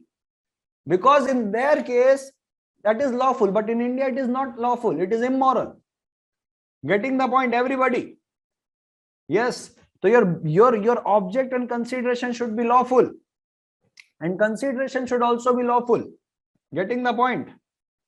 Quid pro quo means something in return. It's a Latin language. Quid pro quo. Quid pro quo. It means something in return. It's a Latin language. I have told you in the English language. Okay. Now, not expressly declared void. Not expressly declared void means what? There are list of negative agreements. There are list of negative agreements in the contract act. List of negative agreements. Negative agreements means even though you enter into this kind of agreement and you are a major, you are a sound mind, you are not otherwise disqualified, the object is also unlawful, not unlawful, everything is okay. Everything is okay. But just because those agreements are falling in the negative list of negative agreements will not form a contract. Example, I'm giving you one of the example of the negative list agreement. One of the example, agreement in restraint of trade, agreement in restraint of marriage. Example, please try and understand the example. For suppose there's one girl called Neha. I love her so much, and the Neha also love me so much. See, there's no girl called Neha in my life. I'm just giving this for the sake of example. Okay. So for suppose there's one girl called Neha in my life. I'm loving her so much. She is also loving me so much. Now Neha is very possessive girl. Neha is very insecure girl. Neha is like, one fine day Arjun may leave me. Arjun may find some beautiful girl called Pooja. Okay. So now Neha is telling me, make an agreement. You won't marry any other girl except me. And if you marry any other girl except me, you have to pay me 10 lakh rupees as a damages. I promised her I'll pay you 10 lakh rupees if I marry any other girl except you. After those agreement, I married Pooja. Whether Neha can do anything of me? No. Because Neha entered into an agreement in restraint of marriage. Who the hell are you to restrain me? It's my individual right whether to marry Neha or Pooja, Sheila, Nora, Katrina. It's my choice. Yes, everybody. So if you are restraining anybody, if you are making an agreement that you should not marry this person, you should marry this and all, it will be void. What is void? What is voidable? We will learn from the tomorrow's class. For suppose there's a boy called Barik. I'm asking Barik that Barik, take this 10 lakh rupees and promise me you will never marry any girl. You will be compulsory be lifelong devotee of Hanumanji. Hanuman Bhagwan, you will be devotee of Hanumanji. Take this 10 lakh rupees and promise me you will never marry any person. Barik saying, okay, give me 10 lakh rupees, I'll be forever devotee of Hanumanji. I gave 10 lakh rupees, by that 10 lakh rupees, he married someone. Whether I can do anything? The answer is no. It was an agreement in restraint of trade, in state of marriage. Now let us give an example of agreement in restraint of trade. Example of agreement in restraint of trade means, suppose I am opening one class in front of KS Academy. Competition. Yes or no? In front of KS Academy, I am opening one academy. Competition, yes or no? Sara sir came to me. Bole, sir, we are here from last 10 years. You are just a child born right now. You can't run the class here. We are in the dominant position. Now, Sarvanan sir is asking me to shut the classes. And for that, Sarvanan sir is giving me 10 lakh rupees. Take this 10 lakh rupees. Get your shop from here. Get rid of your shop. Go, get lost. Now, Sarvanan sir is making an agreement with me in restraint of trade, restraining me to do the business. So I agreed. Okay, Sara sir, give me 10 lakh rupees. Give me 10 lakh rupees. I'll take my shop from here. Now, Sara sir giving me 10 lakh rupees. I constructed one more floor of the class from that 10 lakh rupees in the front of that building. Whether Sara sir can do anything? The answer is no, because it was an agreement in restraint of trade. It was my fundamental right to trade anywhere. So this type of agreement are expressly declared void. Void means no legal existence. I'll let you know what do means by void and etc. etc. This type expressly declared void. Can't do thing. I'm asking Bilton that Bilton take 10 lakh rupees. Murder that boy. That boy is trying is trying to flirt my girlfriend. Take 10 lakh rupees, murder that person. And Bilton is agreeing. Bole, okay, sir, I'll murder. Mala, okay, once you murder, I'll give you 10 lakh rupees. Bilton gone and murder the person. Now asking for 10 lakh rupees. I'm not giving. Whether Bilton can do anything? The answer is no. It's illegal. Smuggling, murdering, killing. So what point is left is, only this point is left, which we will cover from tomorrow in tomorrow's class. Free consent. Getting the point? Rest all the point of section 10 is covered. So once we will get this point, after this point, we will be knowing all the section 10 essential condition, and after that, we can say we understood the definition of contract, because still the contract definition is pending, because without the enforceability part, without the section 10 part, the definition of contract cannot be completed. Yes or no, everybody? Yes. So I hope you enjoyed the today's class, and my view is like this. In the online class, it is better to have a 4 to 5 hours classes max to max. 4 to 5 hours is a max. We can't run the online class for the whole day, right? Because when we are in the face-to-face classes, it is possible to take 6 to 8 hours classes. But in the online classes, you have to continuously focus on the screen, and it is impossible to concentrate on the screen. What I feel is, are you guys of the same opinion? Are you guys of the same opinion? Yes or no? So to make the batch effective, I have decided that maximum we will take 4 to 5 hours class maximum, not more than that. Minimum 3 hours, maximum 4 or 4.5 hours, like this. Okay, everybody. So I guess today's class was very effective. You got to know each concept. You enjoyed the class. You can give me the feedback of the class in my personal Instagram handle, which I have already told you. So if you are having any doubt, I'm open for the doubt session right now. We can take the doubt session, and after that, with your permission, I will conclude the class. Yeah, sound mind will be covered in the great details in unit number 3. Don't worry about it. Whatever I'm telling that we will cover this later, definitely we will cover in great details. Don't worry about it. Don't worry about it. Okay. So with your permission, can I conclude the class? If anybody is not having any doubt, see, I can give any advice, any suggestion. Even if you want then some personal advice regarding relationship, regarding business, regarding family, I can advise you. You can ask me. Okay. Thank you so much. Thank you. Enjoyed the classes and your teaching. Thank you so much. Thank you so much. Okay. Okay. Bilton and everybody saying bye, sir. Go fast, sir. We don't want any money. Go fast, sir. Go fast. They are telling go faster. Okay. No doubt. Go fast. Okay. Yeah. Okay. Thank you so much, all of you. I really enjoyed the class. From tomorrow again, we will be meeting at 8 a.m. Okay. From 8 a.m. our class will be like this only, 11:30 to 12, along with the 15 or half an hour break in between. Okay. So with your permission, can I conclude the class, boys and girls? Okay. Thank you so much, all of you. Take care. Have a nice day. Bye-bye.